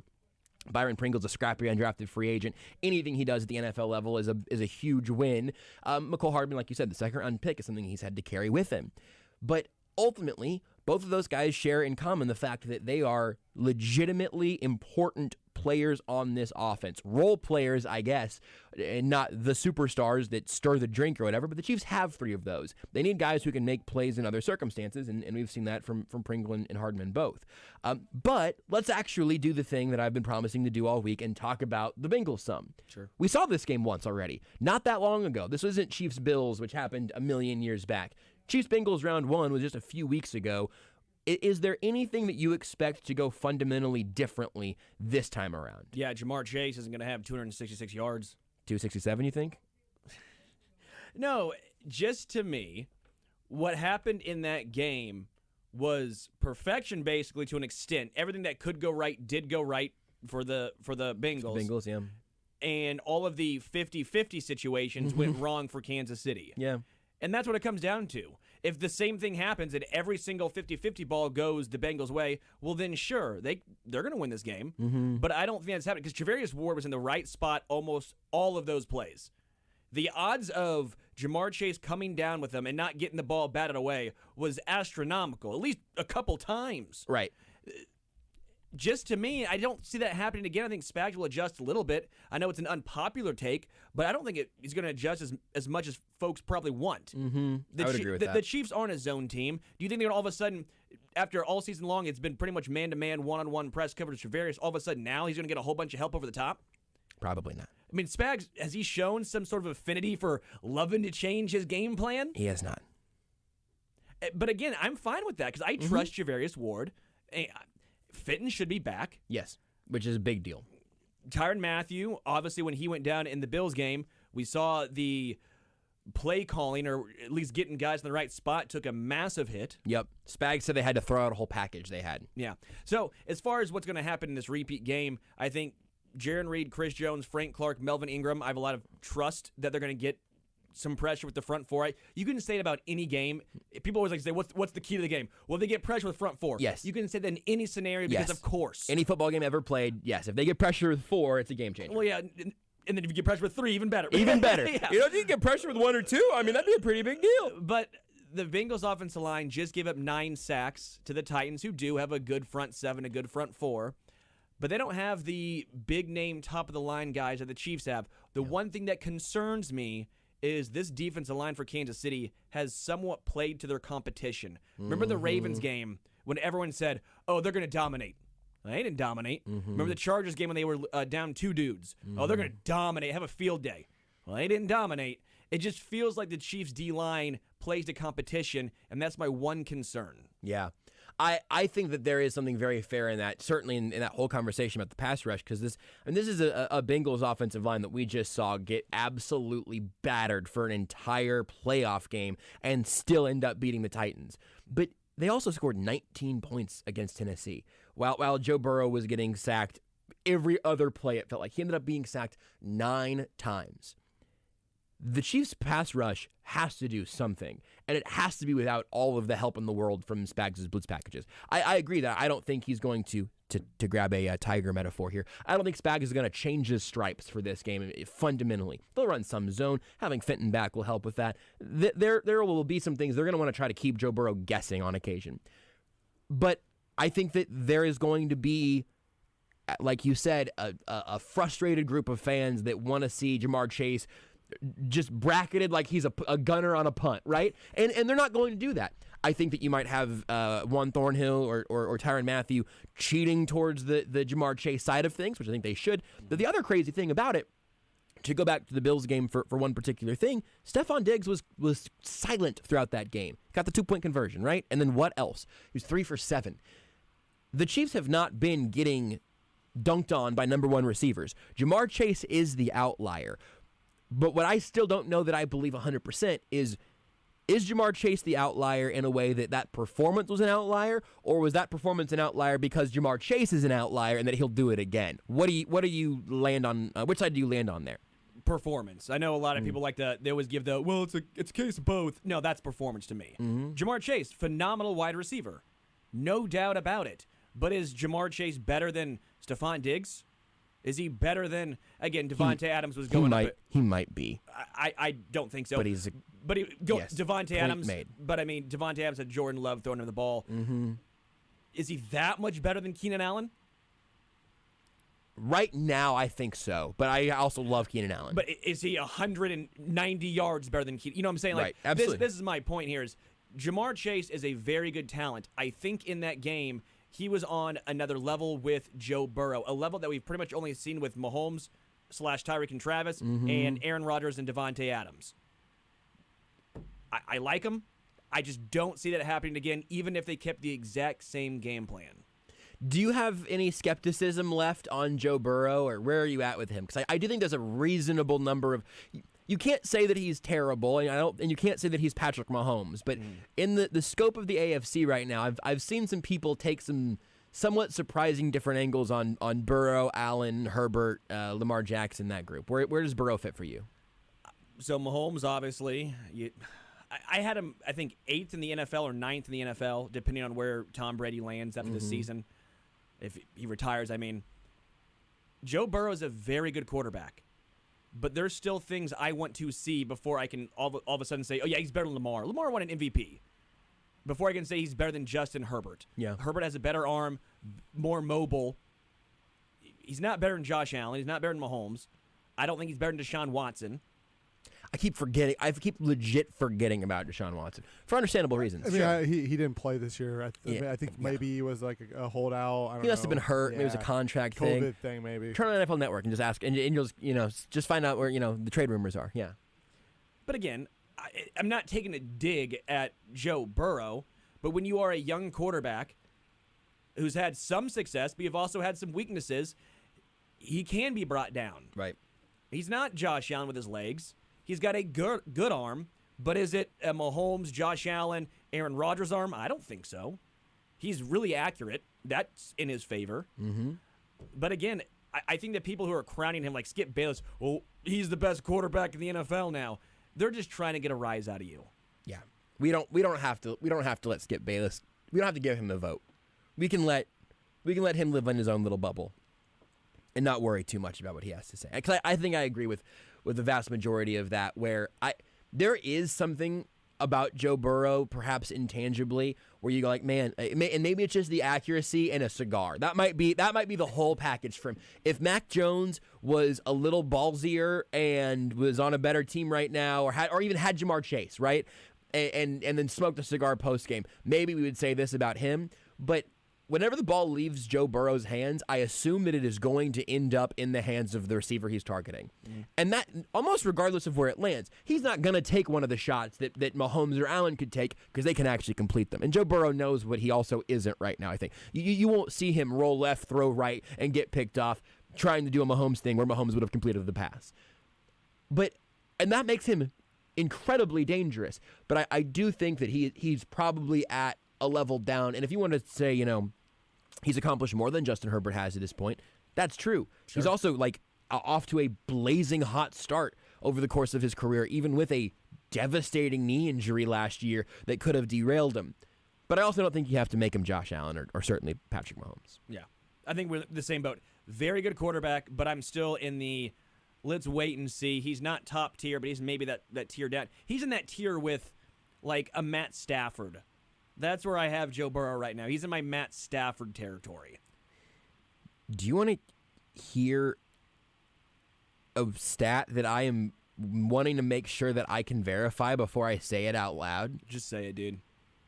This is from Power Cat Ryan on Twitter. Now that I've cited him, if I find out that it's wrong, you can blame him. Byron Pringle is number 4 on the Chiefs' all-time postseason touchdown list. I mean, you think about the lack of just game, right? So many of the current Chiefs are the top 4. 5. The top 4 guys here are all from this era. I don't know who's 5th. I just have the top 4. The Chiefs' lack of playoff success, it seems to check out. And by this, the list actually here is playoff touchdown receptions. So that might be the difference maker there. Rushing touchdowns, not counting. You guys want to take a stab at the top 4, Sterling? Kelsey. Yes, he's number 1 with 11. Hill. Number 2 with 4. Maybe Tony G. Nope. Sammy Watkins. Nope. I like that guess, that's though. A good guess. Pringle has 3. Somebody has 4. Darrell Williams. Or Damian Williams. Damian Williams also has 4, it says. Reception. Are those all receiving ones? I don't know. I was thinking receptions. I'm not sure. Receiving touchdowns. Yeah. I might be giving too much credit to Power Cat Ryan right now. I'm not sure. Although Power Cat Ryan follows me on Twitter, it says. So I'm going to assume he's got great taste. But that is bonkers. And also, I think Travis Kelce has as many passing touchdowns in the playoffs as Derek Carr, I think is also a stat that I saw after week 1. That's pretty exciting. Man, Derek Carr has been catching strays all season long, and you had to just do that. I know. Here's the knife. It's been in his stomach the entire season. You go, you know what? It's January 28th. Yeah. You're not even playing anymore. Time to twist. Let's twist it. Let's twist it. Let's twist it a little bit. Last big picture thing on Chiefs Bengals. Is there an element of this game right now that you don't think we've talked about enough? You and I and Rudy here, media as a whole, something that you think, hey, this is a factor and we should spend a second on it. Or have we beaten this game to death? I think we've kind of beaten it. I think the Chiefs' offensive line, defensive line, they're better in the trenches. What do the Bengals do better than Kansas City is kind of where you have to try and find where are the advantages. Maybe you say the secondary and tertiary wide receivers, but you can't even say options because you're taking Tyreek and Travis Kelce probably over Jamar and whoever else. Yeah. Running backs, Joe Mixon's fine. He's good. But his offensive line's been, frankly, 2 scoops of ass. So 2 scoops. Is that better or worse than 1 scoop of ass? It's more. It's worse. So I know I don't have to dump that, but I feel like I just. No, I need this to. I need people to hear this. Right, but it just feels wrong. So you've given your actual answer. Now let's go ahead and dig in here. Let's dig in on the ass. Is what I was going to say. So 4 scoops of ass would be, unspeakably horrible. Yeah, that's. We've not seen 4 scoops. 4 scoops of ass it's almost unattainable. Well, and 2 scoops of ass is what that one sister used all that money for in this Judge Steve Harvey episode, right? And Steve Harvey. She wanted. She needed to move 2 scoops of ass. Yeah. Go ahead. What do you? Go ahead. Say, you're looking at your phone on something. This segment is over. Just on a macro level, what's interesting to see? You've said tertiary and macro, and those are words that I have a monopoly on. Actually, so I'm going to get your vocabulary on this show. That might fly on Darren and Sterling. Over here, I'm the one that says tertiary and micro and macro. Go ahead. Sorry. On a larger scale, I have a micro ego.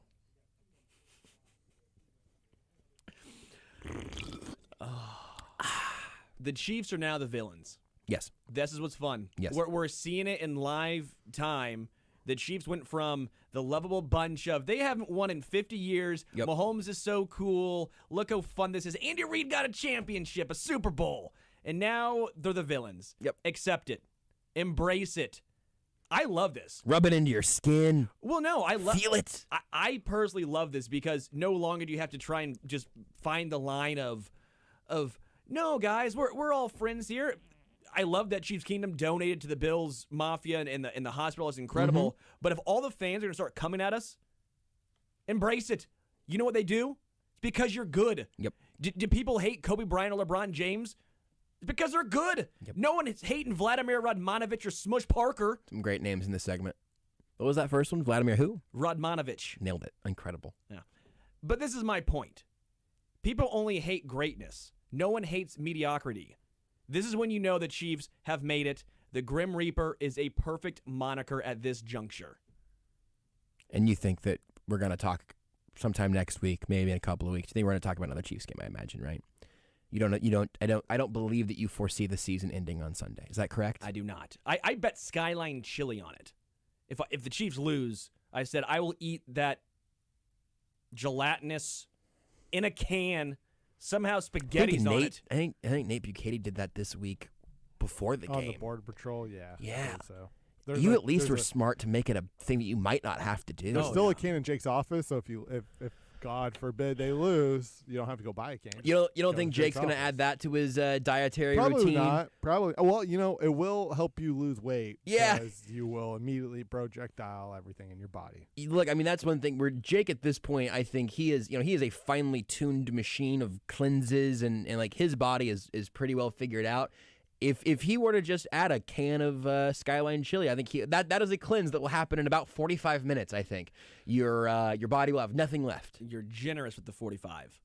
Yeah, I am 45 if you're lucky. That's if you also have the spaghetti with it to like give yourself some carbs to latch on to. As if you take 3 Tums before you eat it. That's right. Sterling Holmes, follow him on Twitter at HomestretchKC. You can hear him, of course, every weekday over on ESPN Kansas City, 94.5, 1510 AM. That is on Darren and Sterling, 3 to 4 o'clock, and on the Arrowhead Addict podcast. Is that everything, Stu? Have I left anything out?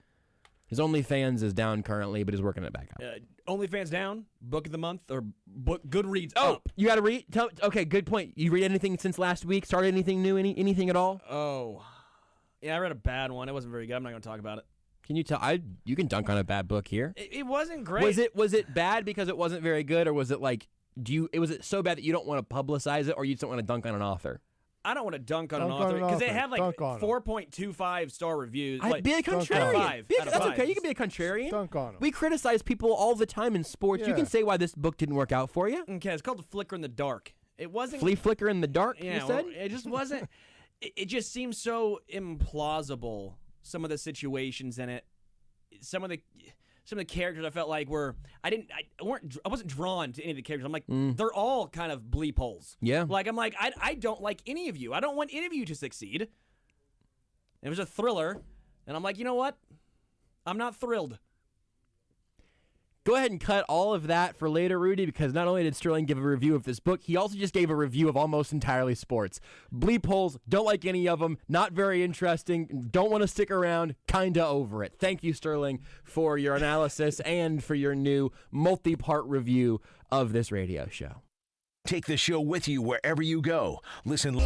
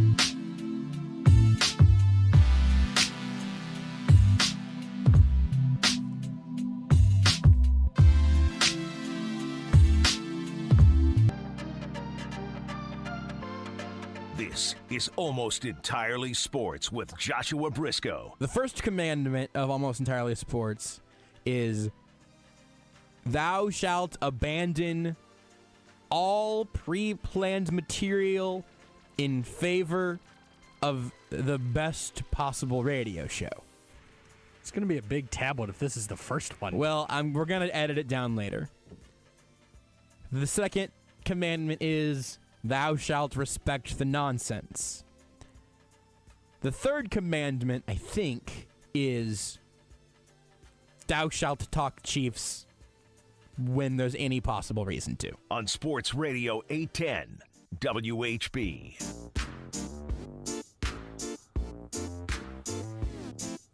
I don't remember getting to this part in this song before, but I love it. Might be the first. Well, that was the end. Yeah, I liked it until it was over. Thanks again to Sterling Holmes for joining us. Follow him on Twitter at HomestretchKC. Couple of things here from Twitter before we get back to some Chiefs-adjacent stuff. There's that Kicks Under Cost Twitter account that'll tweet out like deals on shoes and they go on sale and everything. And look, I really like a lot of sneakers. I kind of like sneaker culture, but I don't have that. That's just not a place that I've ever decided to spend my money. I've got like 4 pairs of shoes that I wear all the time, and I just sort of cycle through them. Most of them are checkerboard Vans. Or these like suede classic, like, throwback Nikes that I got at a Burlington Coat Factory, I'm sure. But they've tweeted out a hoodie. It is a Dolce & Gabbana hooded sweatshirt, as they describe it. Hoodie got a big D&G on the front, a couple of stripes across the middle. The bottom half of it is covered in enormous, like, those long spherical pasta pieces. I don't understand it. Here's the thing, though, is that I do like it, and it's on sale. It is hugely discounted because it retails for $4,310 and is on sale for $1,499.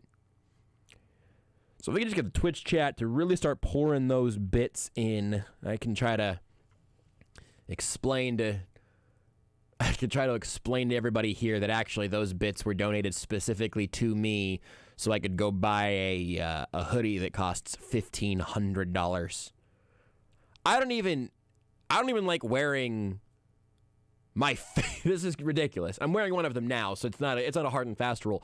But I don't like wearing my absolute favorite items of clothing too often because I don't want to, like, wear them out.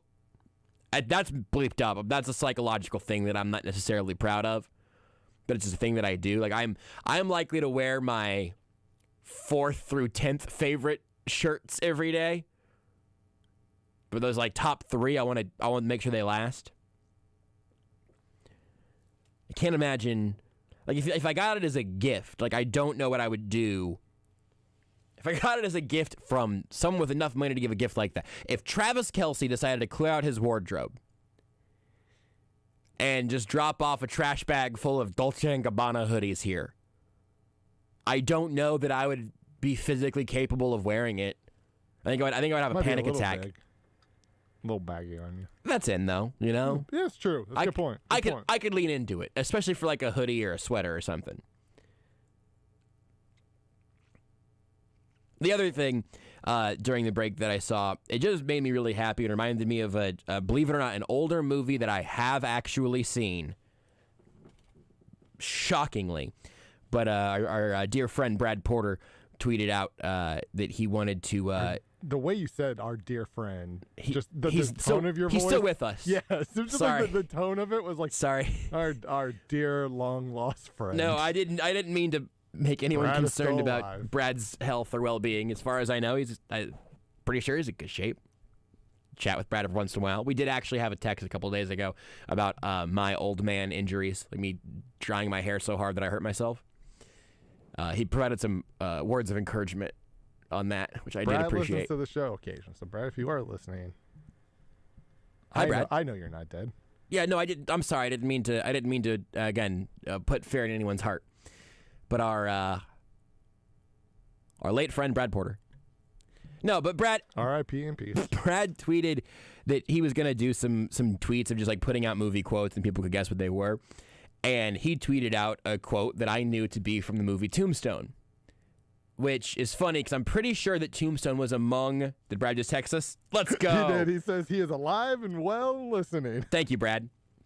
Glad you're well. Makes me feel good. Sorry I almost verbally killed you by accident. It was not on purpose. I hope you're resting peacefully, but like in an alive way, you know? Just that you're having a good night. Kicking back on the couch. Sure. Enjoying a nice Friday night. Even if you're driving around, I just hope I hope it's peaceful and restful, but that you're not resting in peace, you know? Yeah. But I saw this quote and I knew it to be from the movie Tombstone, which is funny because I think it came out. Let's find out here. I mean, back when Val Kilmer was Val bleeping Kilmer. Exactly. I think what it was is that it was one of the top box office movies when the week I was born or something. Well, it was too early. It was released Christmas 1993. I was born a couple days before Christmas 1994. But anyway, there was something around that I remember seeing. That is an all-star cast, man. You got Kurt Russell, Val Kilmer, Sam Elliott. Like, that is a lineup. Val Kilmer steals the movie. It is stupendous. He plays Doc Holliday. Kurt Russell is Wyatt Earp. But the quote that Brad tweeted out, like, I have not seen this movie in years, but I heard it in my head. There is a scene where Val Kilmer is, I believe, about to be beaten up or threatened of being shot or something after winning a poker game that it's been a while. Can't remember if he was winning that by honest means or not. It doesn't matter. But then he delivers the line that Brad tweeted, which is, "Maybe poker is just not your game, Ike. I know. Let's have a spelling contest." And Val Kilmer in that movie is as a cowboy in a movie from 1993 is about the sassiest movie character I've ever seen. And he is just fabulous. I just love that. I love his character. I love Val bleeping Kilmer in that role. And Rudy and I have continued to talk about Pokemon over the course of commercial breaks. My move, and this is probably a move that I can only make if I get home before Renee does, which sometimes happens on Fridays. If I get home before Renee does, she might get home to me playing Pokemon, not the new one, because I don't have my copy yet. But she might arrive to me playing Pokemon and watching Tombstone. At the very least, I might just pull up a video, Val Kilmer YouTube highlights from that movie. And if you haven't seen it, I would recommend that movie to just about everybody. At this point, just buy the digital version of the game. When the physical copy comes in, sell it for full price. You profit at $15. That's probably the way to do it. I'm going to play Pokemon while watching Tombstone, and every single Pokemon I come up to, I'm going to say, "Is that a Psyduck? Hey, Psyduck, come over here. I'm your Huckleberry." Every time. Every single time. But I'm going to play Pokemon Go at home tonight and just be trying to... I was scrolling through my items bag looking for things I could feed my Pokemon. I'm like, where's the Huckleberry? You can't say Huckleberry. That's not how it works. Rudy, is there something you're trying to tell me? Break. You like to take a commercial break? That'd be nice. But I'm the one that needs to throw to the commercial break, right? Yes. Is that correct? That's true. And if I did that would be good? Ideal. I'm your Huckleberry. Want more Almost Entirely Sports? Watch the show live.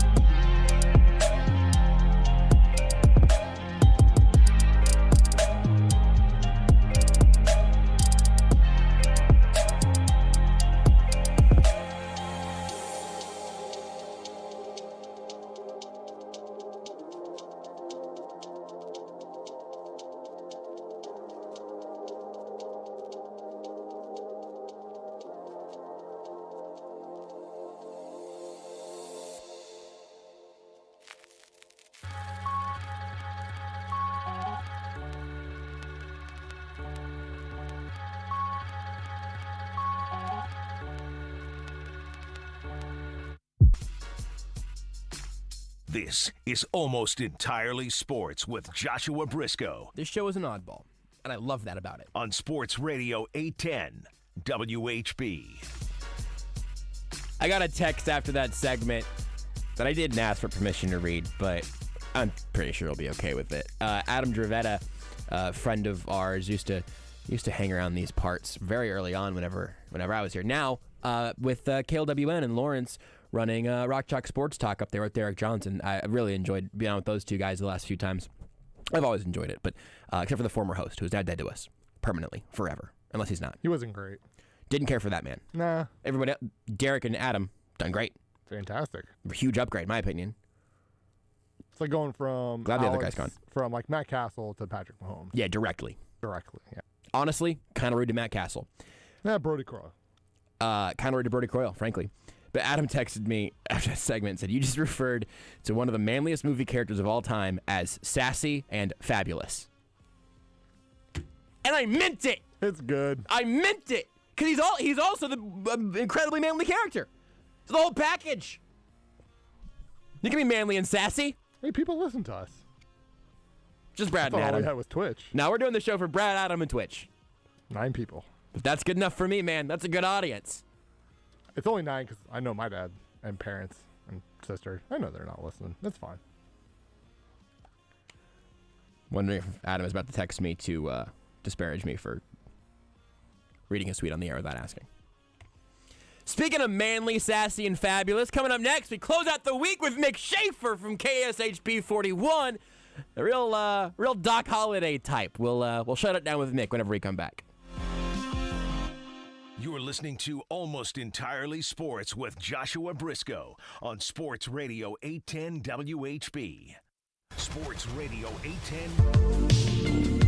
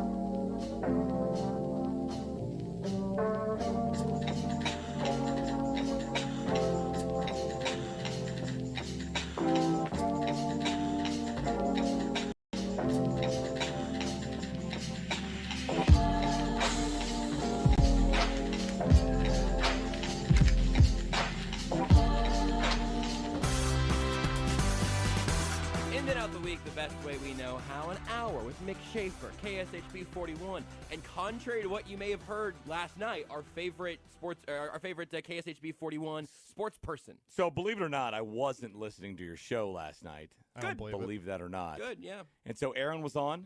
Yeah, we had Aaron on. Yeah. We talked about our mutual Club Penguin past.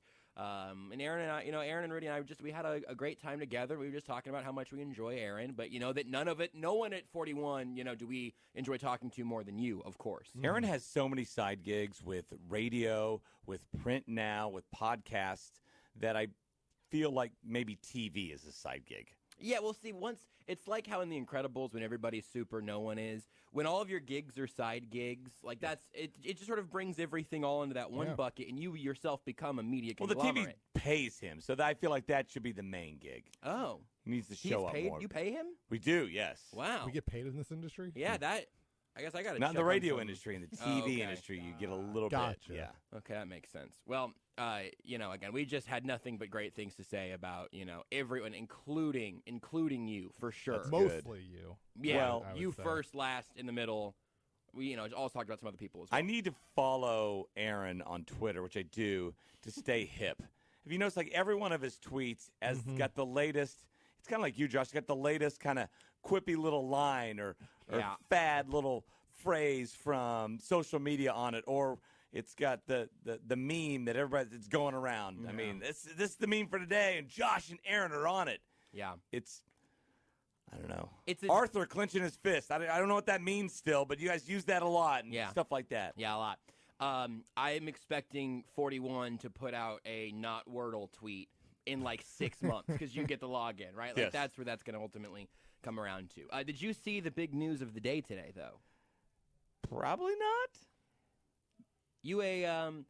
How do you feel about Taco Bell, generally speaking? What is your frequency of visit? So is this the Mountain Dew? This is the Mountain Dew. Oh, I'll put away some Taco Bell. So here is what is new. Oh, boy. CNN exclusive. This is out. This CNN is like, proud to land this one. This is no more Baja Blast. This is like Mother of God new. Oh, my. You're taking your sunglasses off. Are you kidding me? Baja Blast is dead. Baja Blast? It's got to be Baja Blast, right? Baja Blast has just arrived. Mountain Dew Baja Blast is being turned into a spiked seltzer. Oh, boy. So that's exciting on its face. Let me tell you why I'm excited. Because at the bottom of the can, it says something that is usually true of seltzers, of spiked seltzers. 2 words that are very important to me now. 0 sugar. Ooh. So what this means diabetes is that friendly. It's not friendly to anybody, almost right? diabetes free, but I don't know if that's the medical correct true. statement, but it's friendly. My concern is that if you drink enough Baja Blast seltzers, that some organ in your body will fail, but it won't be your pancreas from freaking out about all of the sugar you're drinking. I am thrilled about this. This is a game changer for me. I'm very happy by the fact that I just hear big Taco Bell news and I immediately know that it involves Baja Blast in some sort of form. Because the biggest thing from Taco Bell is the Baja Blast. It's the thing that really separates Taco Bell from everything, right? Taco Bell's legacy. You can get like what I find to be anywhere. tasty but mediocre, just fast food from a handful of places. But Baja Blast. That's a Taco Bell. So I don't think I knew this. So Taco Bell's the only place that has Baja Blast. I think they've started selling it in like stores. I don't think, but like, not everywhere. No chain. I think it's just Taco Bell. What if I go to the Taco Bell KFC? Yeah, they would have it. Yeah. What if I order a KFC meal? Can I get the Baja Blast with it? If there is a, it's like how if it's not. I want a K1, not a T1. If it's not from the specific region in France, it's just sparkling wine and not champagne. Sure. For Baja Blast, there has to be a Taco Bell within the vicinity. Yeah, under the same roof, I would say. But for a KFC, Kentucky Hut, or whatever, I think that should be there, and I think that would be allowed. Yeah. Might have to go over to and the so Taco it's Bell alcohol side. now, right? Yeah. Have you ever got alcohol from a fast food drive-thru? I have not. It's a thing. Spangles does it. They've got like we talked right? Oh, that's right. We did talk about this. Yeah. I forgot about this. I'm not. They have what do they have? Yes. They have margaritas or something like that. It was and a screwdriver with their screwdriver is frozen what it orange is. What I got there. slushy Yes, and so they have to put like they'll give it to you through the drive-through, but they'll put the entire fountain drink in its own bag and the receipt for that in its own bag, and they seal it up like a couple times, and then they give that to you. That's the way they can give it to you while you're in your car driving. Just like some of the the laws in this country are just every now and then. Well, I feel like that's right? a good rule. I mean, like if you're going to serve alcohol, I just mean have it just like and sip right through a straw. If you can, right? Like if a place is allowed to, you should. I'm saying you shouldn't have to necessarily put it in its own separate bag, sealed up. Just if you can sell it, just be able to hand it. No, you should be able to just slap a straw in that sucker and juice up on the drive. Right. Yeah. Leave very progressive, Rudy. Leave the tip of the straw, covered. That'll do it. Yeah, that's enough. That might actually. That actually might be the loophole. That's relatively convincing to me, actually. Yeah, I do kind of like that. So, are you a Baja Blast guy? Are you a fast food? Are you a seltzer guy? I know we've talked about a lot of your alcohol. Fast food, sure. Yeah, I'm not turning it down. Fast food. I've never been a huge Mountain Dew guy. Yeah. Same. Kind of like Coke products. I gotta have that brown liquid. Give me some Dr. Pepper. Ooh, I've been a big Diet Mountain Dew guy for a long time. I don't know why. The regular one's a lot. It is a real punch in the face. Diet Baja Blast also is a thing, which was also a game changer.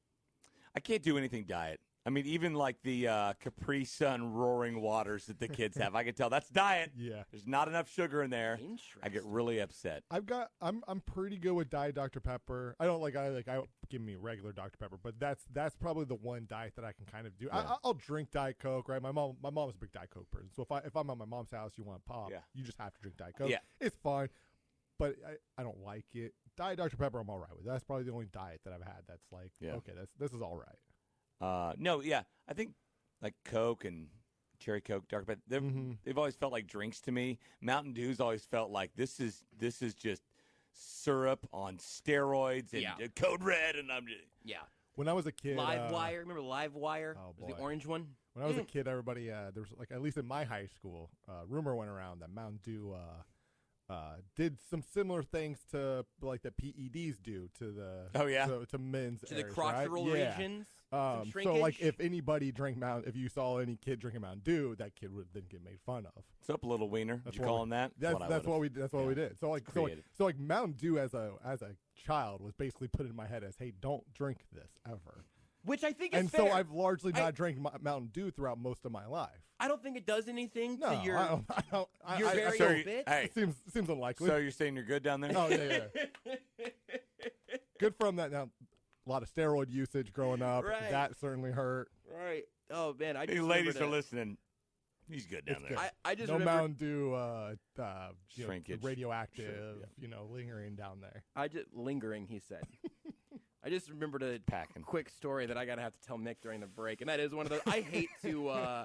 I really do hate. I hate being a listener when this happens. I really hate to do it to listeners, where it's like you acknowledge that the best joke of the day is not gonna make it to air, and I'm just. I you really can't water am it sorry. Down. You know what I'm talking about, right, Rudy? Remember? That's fine. I'll. I don't know if I do. I'm sure I will. Somebody else said that was very funny. Yeah. And well delivered. I'm sure I'll remember once you say it. Oh, you will. It wasn't that long ago. It was just it was a very funny line that someone else delivered. I mean, here's the thing. Last night during the second hour of our show, I literally turned to Josh and was like, "What did we talk about in the first hour?" Because I just could not remember. Here's the other thing that happens frequently. The same thing. 2 nights ago, we were doing one of our Road to LA specials on KSHB 41 Sports. Mackenzie Nelson was up there, and we were in studio together. She tossed 2 of her stories, and she's like, "What do you want me to do for 10?" I'm like, "I'm just gonna take one of your stories for 10. You're fine. Go home." I'm like, "Wait, what'd you do?" She's like, "I just tossed to them." I'm like, "I'm old. Tell me what you just did." She's like, "I'm stalling because I can't remember." I'm like, yes, youngster. Yes. And thank you. Yeah, the more recent thing that happened to me, the less likely I'm going to remember it. Same. Yeah. Yeah, I don't know. Is that are we just all old? Because or when is that? I think that just might be the industry. 1988, Barry Sanders won the Heisman Trophy. 2021, I have no idea. Yeah. Can't tell you. Actually, Bryce Young. Yeah. Okay. Yeah. But it took a second. Yeah, it definitely took a second. Because I was going to say one of those defensive linemen that I remembered. Oh, no, that's just what everybody wanted to win. That's how that went. Weird, eerie moment. I feel like we're all just glanced at our Apple Watches and like, hold on, and we all got buzzed by a thing. Yeah, it's 2:50. It's 9:15. My activity says I should stand up for at least a minute. It's my wife texting all three of us again. Not in a group chat. All separate. Here's another thing that happened during yesterday's show that I really wanted to get you in on here, Mick, because I feel like you might be able to provide some guidance. And also, Rudy has given you credit for already providing some guidance. Mm-hmm. Rudy's got great hair, like a luscious locks, but right now it is out of control. No. I mean, right now you've got sort of a headband effect with the headphone strap. It's behind the headphones. The last 24 hours has been a struggle. Last night he had one piece that looked like a toupee, like blowing off the head of a bald man. And it's been a struggle. I think it's just a little too long. It's all what you do once you get out of the shower. You got to get that stuff dried real quick, get it brushed. Otherwise, it's going to haunt you the rest of the day. The problem, I think, is it's just a little too long, I think, at this point. I need to just get it a little trimmed. Not much, just a little trimmed. He also gave you credit for always having a bottle of hairspray within grabbing distance. He leaves one. Are you a hairspray guy? I want to check on somebody this. on TV. Your hair's not long enough to need hairspray. Exactly. Yeah, I'm a gel guy. Okay. The other day I ran out of gel at work, and I was having to rush up to go do a hit and hit on air. And so Haley saved the day with her gigantic bottle of hairspray. And I remarked, this is the first time I've used hairspray I think the point decades, was, maybe. Yeah, I think the thing was not necessarily hairspray, but just whatever product you use. Because I keep my paste, an extra thing of paste in hairspray. That's what I use for my hair. What's your? You say gel? Is that? Were you doing LA looks like the neon yellow? The Aussie gel, right? I'll do whatever. Like you said, my hair is usually short enough to where it doesn't matter. Something that's sticky. Yeah, that's all I need. Just a little stick. Just a little stick, just right here. Get out the door. What's the worst hair you've had, like in retrospect? Like if you're judging your own past. Oh, well, my senior pictures, I have a bowl cut. Have we seen this? No. Why would you? Have you been to my mom's house? I mean, I had yours, but recently, yeah. No, I mean it's been a while. Because I was thinking that we could if we get that picture, we could change our little slate, we have up for the video streams during this segment, and it is currently you with a little, almost entirely sports button, very proudly. But I think that if we get you senior year bowl cut, I think that could be pretty good. My parents cut my hair when I was like 10. Yeah. And there was a little bit of arguing because Dad was like, "Oh, you're doing bad." Mom was like, "Oh, no, you're doing bad." And it was like a bowl cut, but think of but like more of a disaster. Yes. Like the attempt was bowl cut. Yeah. And I never let them touch my hair ever again. Like it legit traumatized me. Like this is one of those moments that like every now and then I still bring up my parents. Like, you remember when you broke me? Mm-hmm. Do you remember like how that changed the rest of my life? That's why I'm here. We've been a doctor if not for that day. This has been like 8 years ago. We're about to go on vacation to the lake with family. I had long hair, and we were literally hours away from going. I couldn't get a haircut or whatever, so my wife got basically my trimmers that are not meant to cut full heads of hair, and she tried to cut it, and she got done. It looked like I had a disease, and that I maybe had months to live. Okay, and it was so blotchy and spotty, and it was so bad. And so I put a hat on, and then I got her brother had big old shears down there, and so he took it up. But by the time I had 2 haircuts, it was like a 1 or below all over. And so I was basically Caillou for that entire vacation. Oh, man. And my hair didn't grow back in the 10 days we were gone. And so thankfully I worked at Metro Sports, where they're like, no, we don't care. What are they gonna? You just shoot you from like your eyebrows down? Yeah, that's an interesting framing choice. It was. We took a reason we took a lot of pictures. I would like to see those pictures as well. I'd like next week if you could just bring in awful a hair pictures. Yes, I'd like to know how long your hair was to the point that you got to where you needed your wife to just go at it with like some theoretically beard. Probably wasn't that long, but I like a short. You want like a short haircut, right? At the lake, at the on the boat in the sun, all that stuff. If you're gonna be on a boat, I think it's better to have literally to Caillou it as you did, right? Yes. rather than to have hair that's just a little too long to do anything with.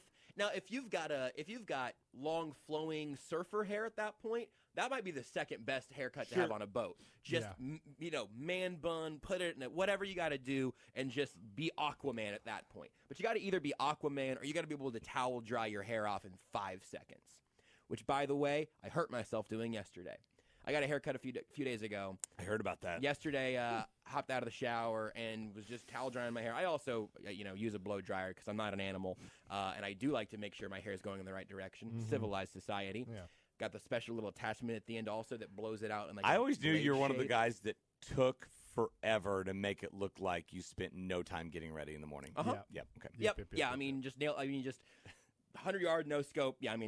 Bullseye first try. Nailed it. I don't have any other way I can even agree with you. Unkempt Josh. He doesn't care. Just rolled out really of doesn't bed. care. He doesn't care the most. Yeah. But I care. But I do But care it took the most. an hour and a half. Rolled out of bed at 6 a.m. so he could make sure he was ready to go by 10. To make To sure put you on a look cool. beanie and a hoodie.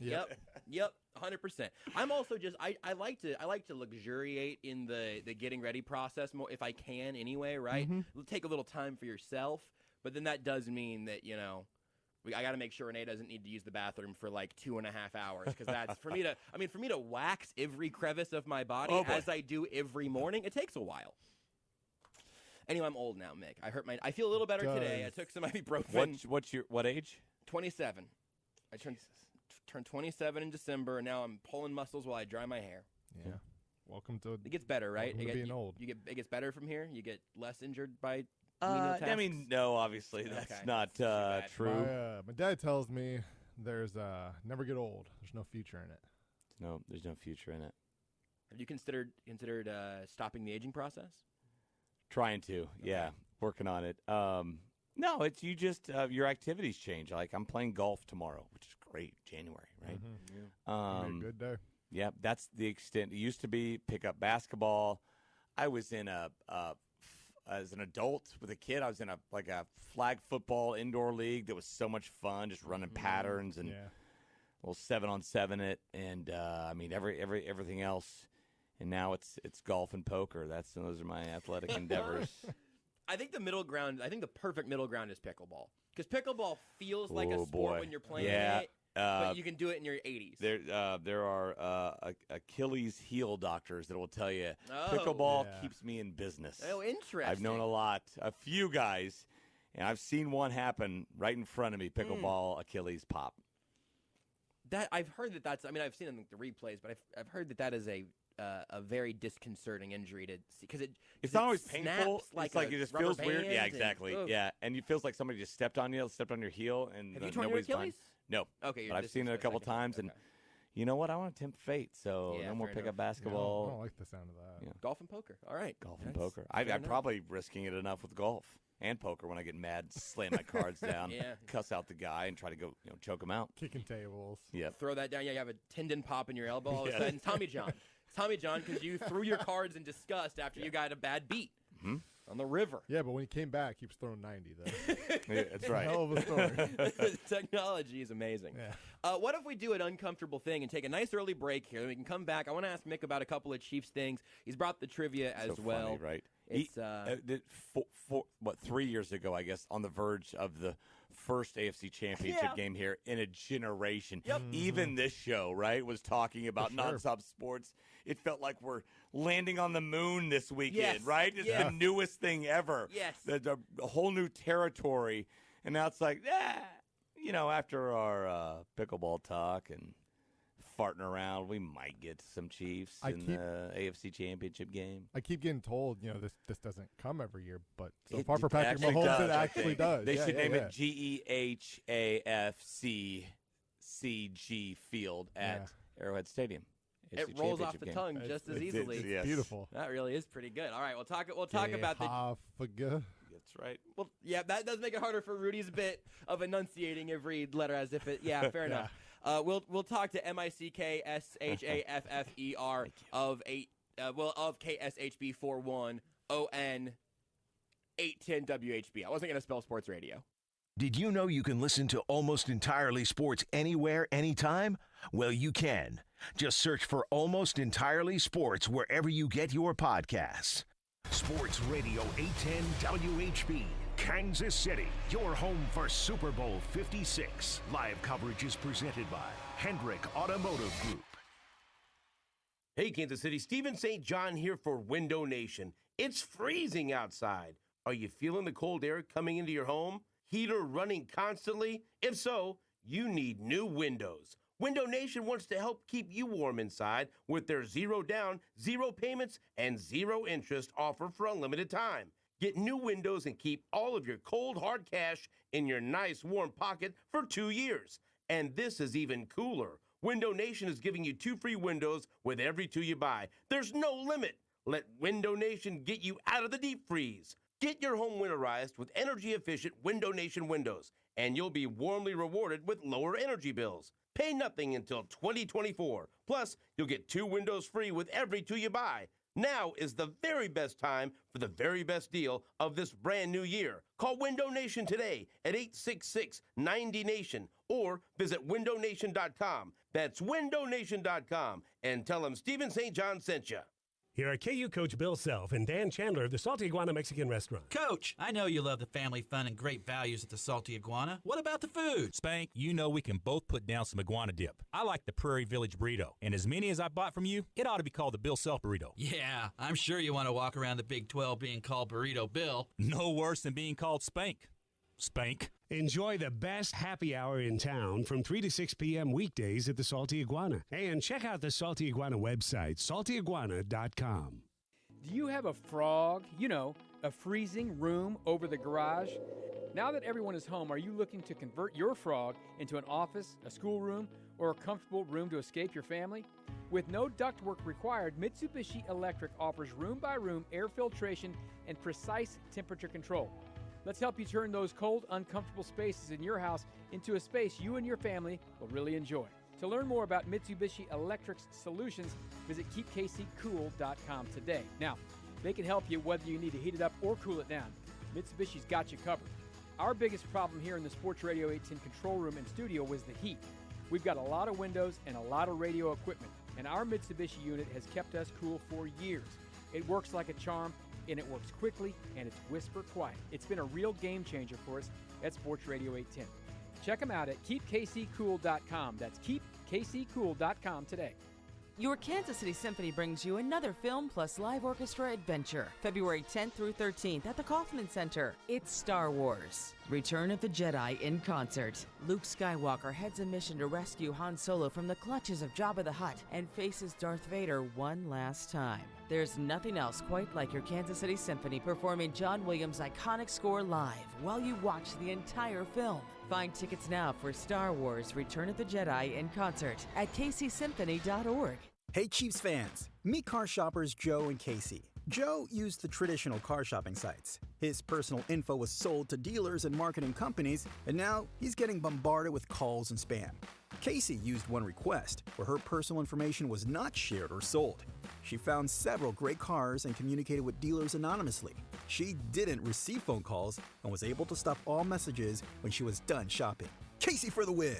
Visit OneRequest.com or download the OneRequest app today. This is Almost Entirely Sports with Joshua Brisco. The more dead puppies there are in the world, the more that's going to dilute the cuteness of the puppies that we have right now. Less puppies means more cute, okay? They said it in Incredibles. On Sports Radio 810, WHB. Mick Shaffer, KSHB 41, still with us here on Almost Entirely Sports. And I think, you know what, we touched on this at the end of the last segment. I think the Chiefs have earned it here. They should get a good 5 to 6 minutes of conversation on this show because they're in the AFC Championship game. Again.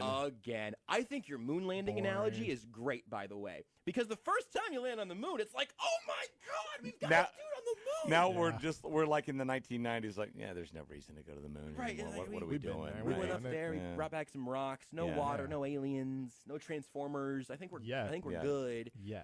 And now it's like a thing, you know. We kind of had our Apollo 13 mission last year. Didn't go so well, right? Great. Mm-hmm. Yeah, it's a great analogy. And now we've just got billionaires like, I'm going to go to space for fun. Bye. And I don't know when that's going to be the case for Patrick Mahomes. right. But Oh God, I hope. Once he retires, he can obviously do what he wants.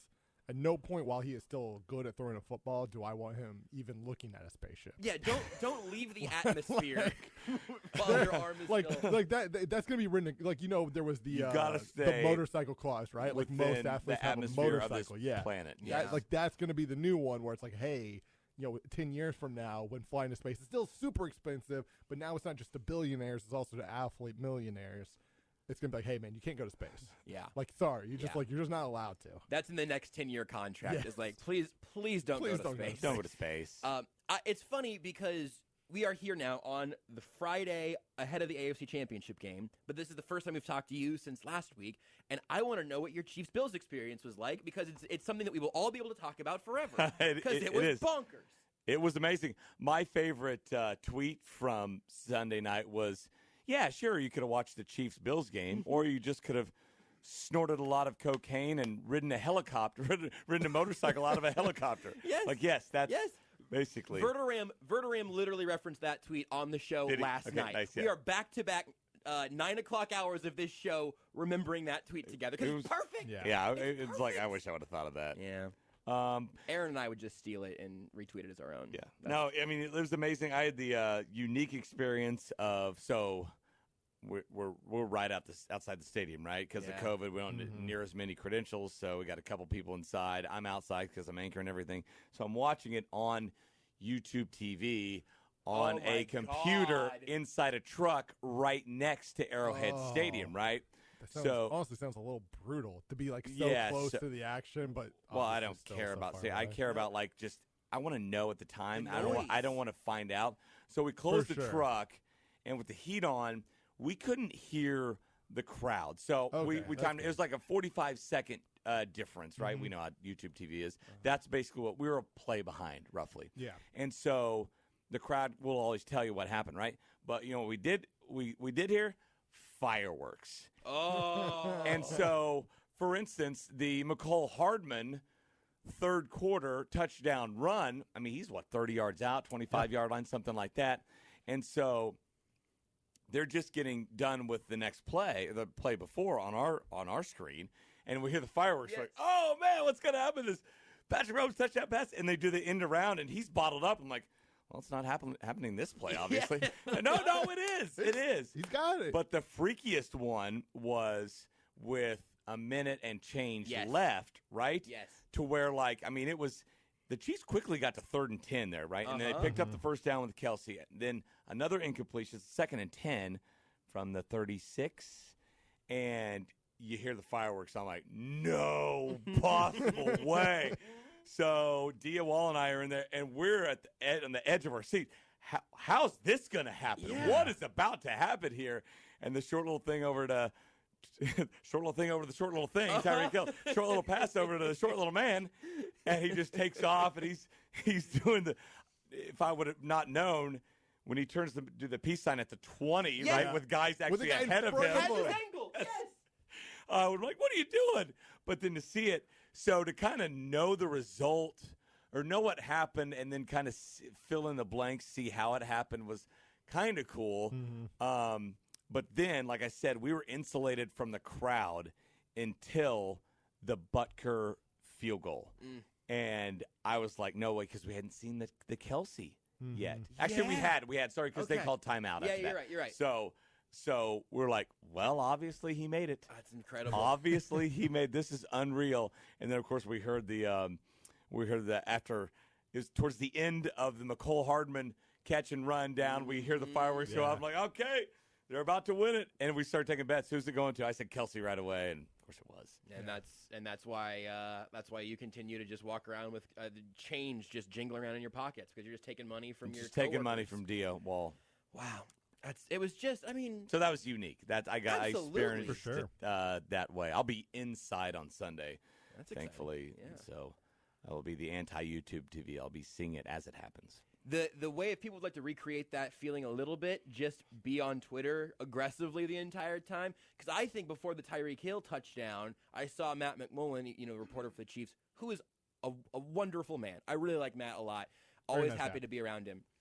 But, man, I hate him on game days And I've told him this. I said, man, I mute you on Sundays if I remember to do it after you tweet out the inactives, because he is the first one to tweet out, it's just Tyreek Hill. Yeah. Yep. And so I saw a tweet from him or somebody else was at the game, just Tyreek Hill. I was like, well, hold on. There's 60 yards from the end zone right now. This can't be it. You can't convince me that Matt actually isn't living like 2 seconds ahead of a little bit That's ahead. how it feels. It's just because he's obviously there with other reporters. Yeah. But his tweet is always out seconds Kind of like before theirs. Screech in that one Saved by the Bell. We could see the future just a little bit. He Yeah. got struck by lightning. Couple seconds. He at a saved time. Zach from like a fall, something falling on him. Yeah. Yeah, he's like a lot like Screech. You've seen Saved by the Bell, right, Rudy? Yes. Hopefully his future is not like Screech. No, true but, story. you know. I just was hoping that you'd be able to make a reference Yeah, that yeah, I couldn't make. Oh, You yeah, never yeah, watched yeah. Saved by the Bell, huh? I didn't watch it. Even the like, college years, huh? No. No, I didn't see. I didn't watch Saved by the Bell like the way I like Boy Meets World. That was more my Saved by. But I've seen it. Like I've probably seen just about every episode. Saved I by was the Wonder Bell Years. once That was my here and there. Savage. Yeah. Okay. That was your I had Fred Savage. Savage. Yep. You had the other. Ben Savage. Ben, I think. I think it's Ben. Less successful. I don't know. Savage. Boys like boys. I keep wanting to say Listen, boys was Ben like Savage girls. in Boy Meets Princess World? Bride? Was he in Princess Bride? No. Fred That- Savage was. That's the one where they're all But- in that. They all but- live in that big house. Like all that family's all those uncles and the two But- little twin girls. What are you That's- talking about? That's Saved by the Bell, right? But No. Wait. did Fred Savage get married to Talking Panga? about Shining? No, I was talking about. I Talking was, about, I was doing a Full House. Full House. I was yes. just. This is just Oh, Josh yeah, doesn't yeah, know yeah, his yeah. '90s. What about sitcoms. yes? And then now there's he got he's in Girl Meets World. Yeah, yeah. Yes, with The, his daughter. He's the father. Yeah. Yeah. Topanga might have been my first crush back in the day.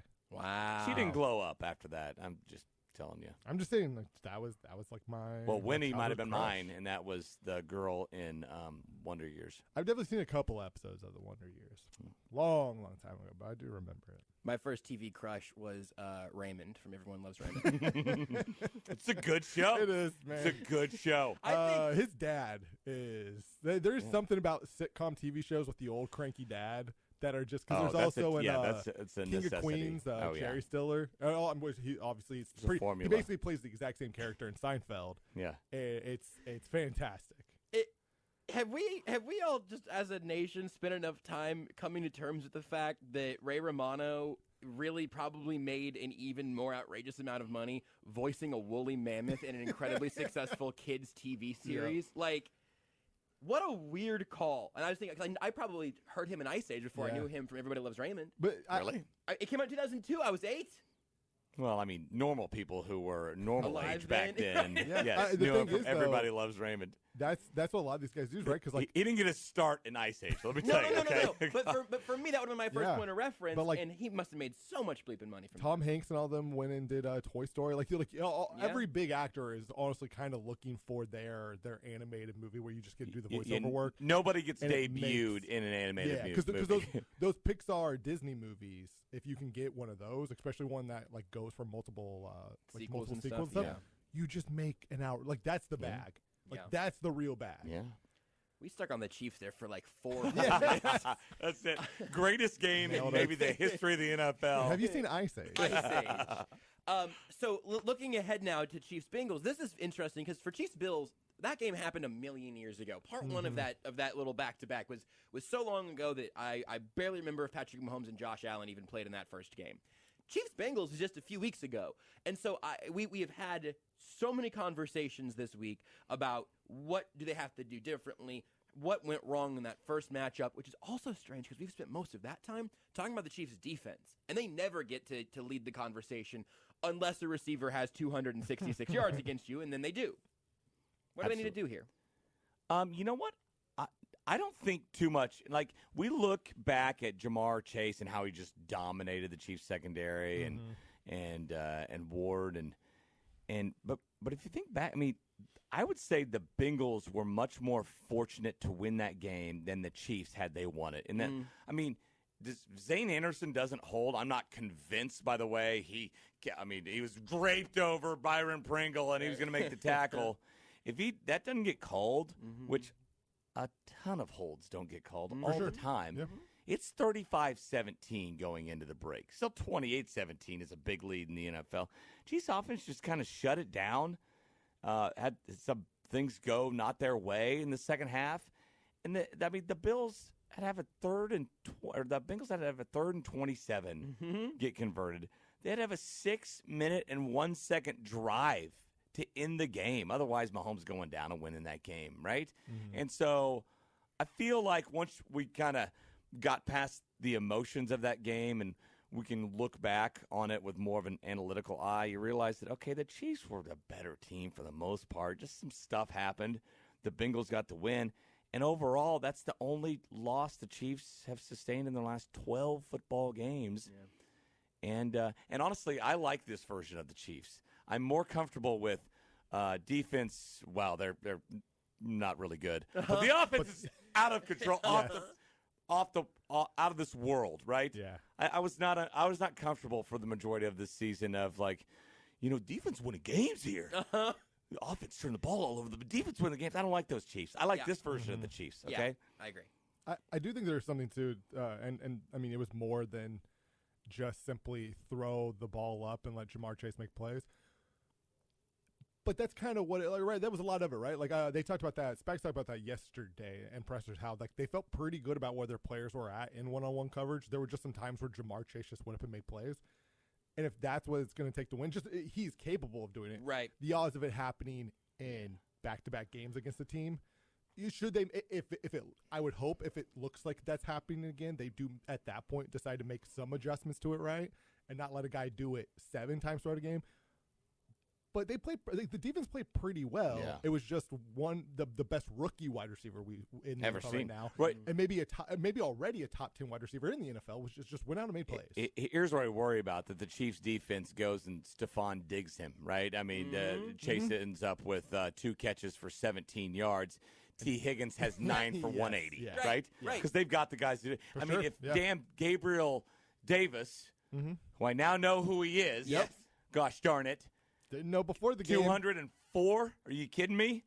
4 touchdowns. Then the Bengals absolutely have probably an entire roster of guys that can go and do that to the Chiefs.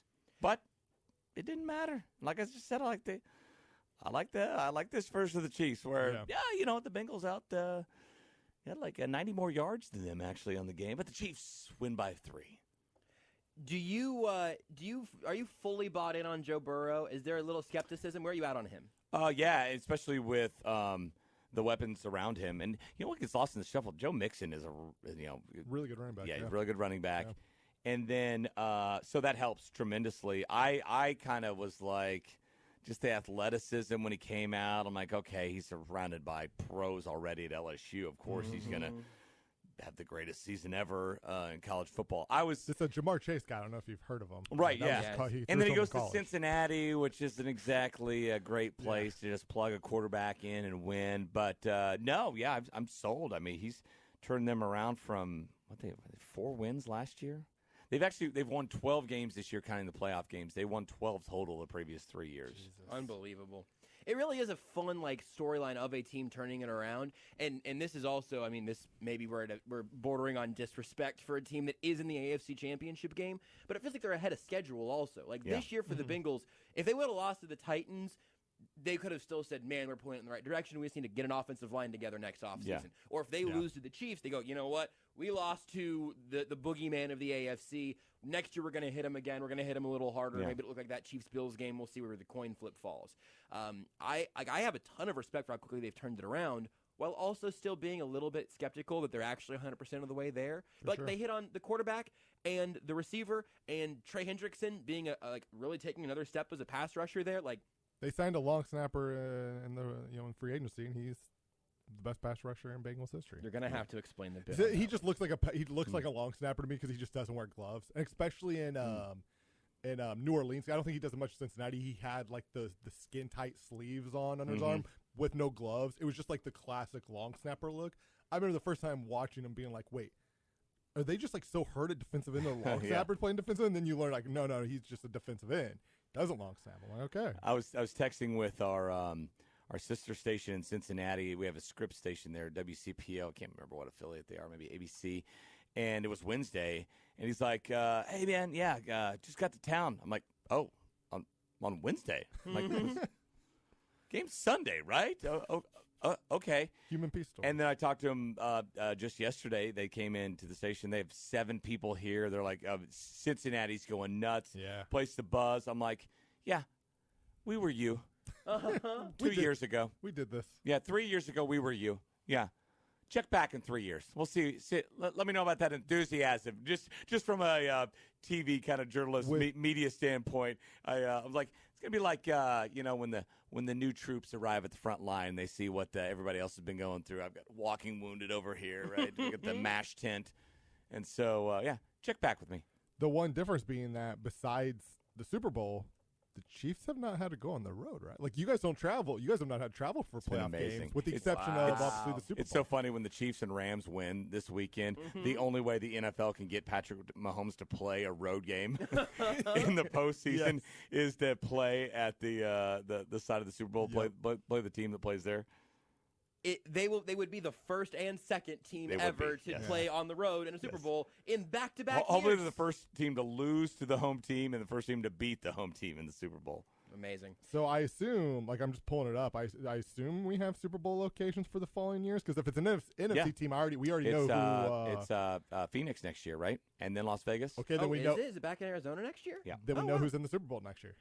Chiefs, Cardinals. Chiefs. Cardinals. There we go, baby. If that and then Chiefs, Raiders. Totally. Yeah, well, I would say when the Chiefs go to play the Raiders, that's basically their Super Bowl. So they'll probably win that game. Okay. That's their Super Bowl. And then the Chiefs will host the AFC title game and obviously probably go to the Super Bowl. That's just what they do. Well, it's been. When's the last time it was in Phoenix? It's been a few years. Yeah, it's been a while. Because I'm going to my fourth. If the Chiefs win, I'd go with my fourth straight, and it's been Atlanta, Miami, Tampa, L.A. But I can't remember before that. It's the third Super Bowl Arizona's ever had. That's it. Yeah. I remember. Or at least Glendale. I should say State Farm Stadium. That stadium, the Cardinals. I forgot that was named State Farm Stadium. Yeah, it's gonna be Mahomes and Rodgers. We're finally well, it depends on where he plays, I guess. But we're finally gonna get Mahomes Rodgers. Maybe that's how we get it. Yeah, State Farm Stadium. All right, that was enough football. Let's take a break and come back and do a couple of minutes of trivia. How does that sound? Let's do that next here with Mick Shaffer from KSHB 41. Take the show with you wherever you go. Listen live on the Sports Radio 810 mobile app and 810WHB.com. Sports Radio 810 WHB, Kansas City, your home for Super Bowl 56. Live coverage is presented by Continental Siding.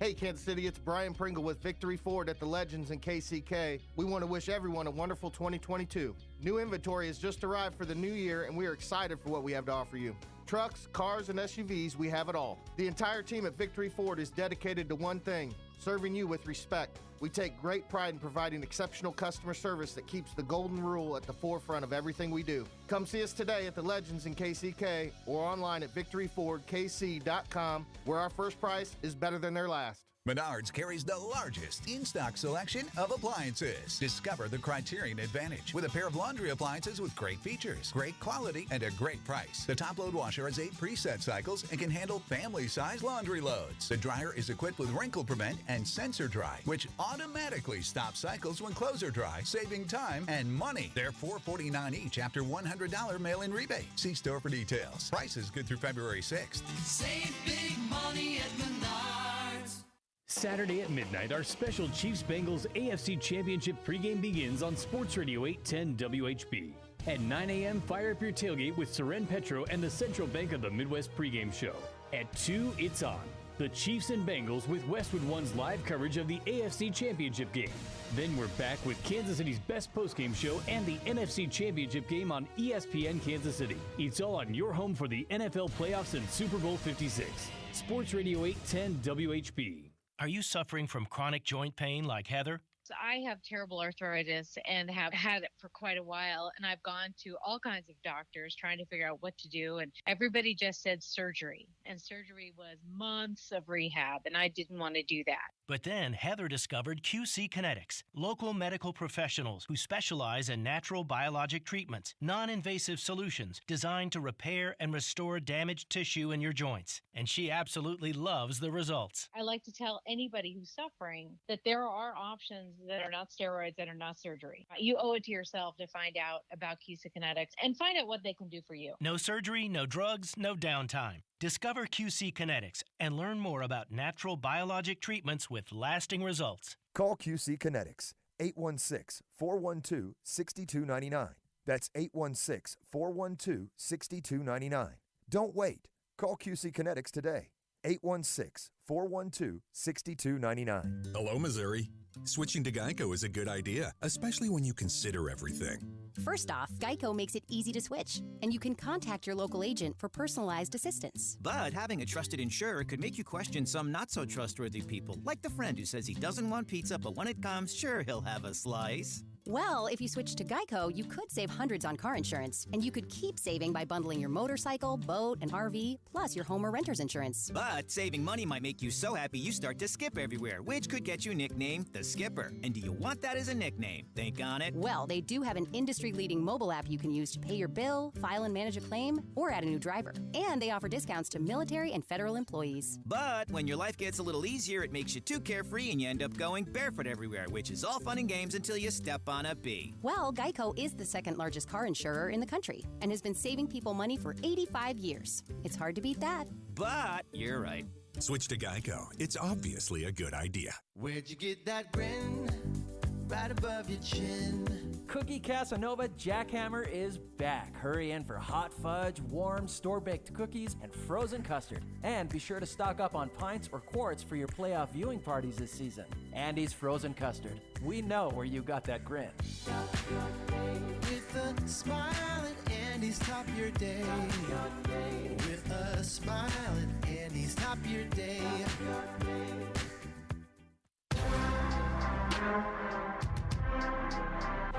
You're listening to Almost Entirely Sports. You want to try to do supercalifragilistic? Oh, yeah. I used to, everywhere I sprung that on, I think it's like 33 or something. It's 34. With Joshua Brisco. How I spell it is 33. On Sports Radio 810 WHB.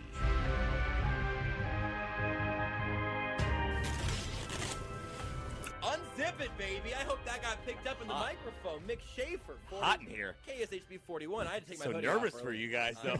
I know, because everything we do up to this point every week, it doesn't even matter. Once we're done with this list, we're going to have to give you some other trivia to bring to us, because I think this is the best this show's ever been. Well, so I used to be on a podcast, and we would play Impossible Trivial Pursuit, and so we'd go get the original game, right? And just pull a card at the end and see if we could answer the questions, and usually we couldn't. We'll keep this bit alive one way or the other, long past when it deserves to still be a bit.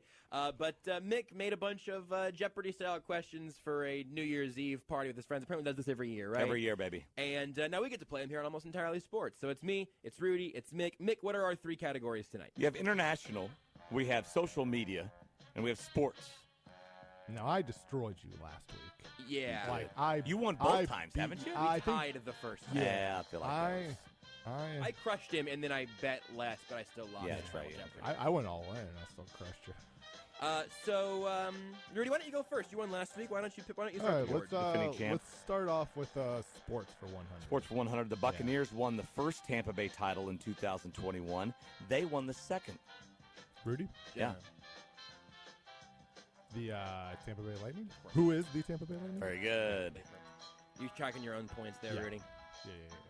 100. Now you get a pick. Let's go social media for 100. All right. He incurred a lifetime Twitter ban in January of 2021. Josh. I was like, who is Josh? Who is Josh? Who is former President Donald J. Trump? That is correct. Let's go. To know the answer to this. Is Jay his middle name? Because if you... Oh, yeah, absolutely. Middle or initial? Yes. I don't remember what it stands for, but it's definitely Jay. Jane. Let's go social media for 200. Josh. It's Donald Josh Trump. Not even Josh. Josh. Social media 200. Okay. The messaging app Telegram gained over 70 million new subscribers in a 6-hour window in October, while this site was inexplicably not working. Rudy. Yeah. What is Instagram? Incorrect. Josh. Yeah. What is Twitter? Incorrect. We only get one guess each, right? I never downloaded Telegram. It's Facebook. Yeah. Instagram was part of it, Okay. but because of Facebook being down, Telegram got all the. I guess followers. Instagram just simply because of the gram in Telegram. I was like, Fair. maybe it was a knockoff Instagram. Let's do sports for 200. Sports for 200. Heisman Trophy winner Bryce Young, callback, rallied Alabama to beat Auburn in this annual game? Josh. Josh. What is the Iron Bowl? That's correct. You keep track? College football, for me, right up my alley, yeah. For a split second, I just forgot what it was called. Let's do international for a hundo. The whole deal, you can't think of the answer first. You got to think, do I know the answer? Right. And then you start your thinking. Yeah. What'd you say? International for 100. The U.S. continues to warn him amid Russia's buildup of troops along the Ukrainian border. Rudy. Josh. Oh, I heard Rudy. I would Sorry. have entered partway through the question. Who is Vladimir Putin? That really pisses me off. It's a tough one. That was 100, right? Yeah. Okay. Let's go international for 2. All right, more than 1,100 people died in 2021 attempting to flee northern Africa for Europe while crossing this body of water. Well, do you know your globe? Rudy. Yes. I don't know well. What is the Dead Sea? No. Dang it. I was just throwing out a body of water. More than 1,100 people died in 2021 attempting to flee northern Africa for Europe while crossing this body of water. Josh. Yes. What is the Atlantic Ocean? No. No, it's too far. I know. You're not going to the United States. I know. I just picked an The ocean, Mediterranean, man. boys. That would have been the word. My next guess was the Great Lake of Michigan. Yeah, yeah. I'm not proud. All right, let's go sports for 3. Sports for 3. They won their first World Series since 1995 after defeating the Astros in 6 games. Rudy. I thought you were going to be racing to it. No. Rudy. Who is the Atlanta Braves? That is Yeah, correct. baseball just froze me there. You're up still, Rudy. Let's go social media for 3. Patrick Mahomes' brother Jackson got into a social media fight with this Kansas City night spot. Oh, I don't remember the name of the place. Oh, I was going to remember the name of the place. Well, that's what I'm asking for. Yes. So you're SOL. He got mad at them. They dunked on him. They both apologized. What is PBR? I know it's not that. Incorrect. Yeah, I don't know. SOT. I was giving you a little hint SOL. there. SOT. You're still up, Rudy. Okay, let's go sports for 4. All right, this social media platform announced in August it would ban sexually illicit material and then reverse that decision since that was about the only thing the site was known for. Josh. Josh. What is OnlyFans? That's right. I think I learned about it like in here on this show. It's probably true. It's why Rudy's so bad with his money. Let's go ahead and do social media for 5. Argue So he good has with no my money. I would argue I'm putting it in the right place. All right. This Twitter video option, much like its namesake, didn't last very long. Twitter ended it after several months. Josh? Yeah. What is Periscope? Incorrect. That was around longer than that. Yeah. But it is dead. Say the question again. This Twitter video option, much like its namesake, didn't last very long. Oh. Twitter ended it after several months. I can't guess again, though, right? No, you can guess them. I don't know. What is it, Josh? It's a fleet. Fleets. Oh, Fleeting, right? fleets. Yeah. Oh, yeah, the fleets. The fleets. That was their It's story. 500. They're not all I like should have boys, had okay? that one, though. Yeah. Let's go ahead and do international for 3. International for 3. Great Britain said goodbye to him in 2021. Queen Elizabeth's husband of 73 years. Josh. Yeah. It was Prince William. Incorrect. Damn it. That was actually going to be my guess. I know who it's. I know Got it's the first word right. Who is Prince? William's much younger. Andrew. Nope, No, he's alive. He's alive, and he's getting. He's in some tied trouble. in So with the, Andrew is a prince. Okay. Oh, yeah, he's tied in with, what's his name? Because I was kind of making an Andrew Jalan. Garfield joke, so I'm just happy. I got no, the it's first Prince name right. Philip. Oh, Philip. Yeah, God, the double P. Let's do international for 400. I'm All gonna right. save those sports for the end. After America pulled its troops from Afghanistan, Taliban troops immediately descended here, its capital. I'm such a moron. You are. Such a moron. I knew it at one point. We got to be quick here. I knew it for a little bit. You can Kabul. I remember that. What do you want to do? Let's do international for 500. In We're March, a gonna container ship turned sideways, blocking this famed waterway, holding up billions in trade for 6 days. Rudy. Yes. What is the Grand Canal? No, not something called the Grand Canal. I know it's a canal. Yeah, I've read it. Yeah. I don't remember it. I remember all Josh, the jokes. what is the Grand Canyon? Suez Canal. Suez. They're not taking ships to the Grand Canyon.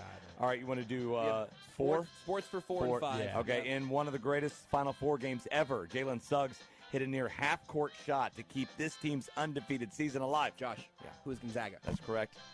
And the last one, Hideki Matsuyama became the first Japanese player to win a major when he won this golf tournament. Rudy. Yes. What is the Masters? Very good. Wow, what do you get there? 500 points. That's huge for All right, you. the Final Jeopardy category is entertainment. How much do you guys want to bet? I have 1,100 right Oh, now. he has 1,000.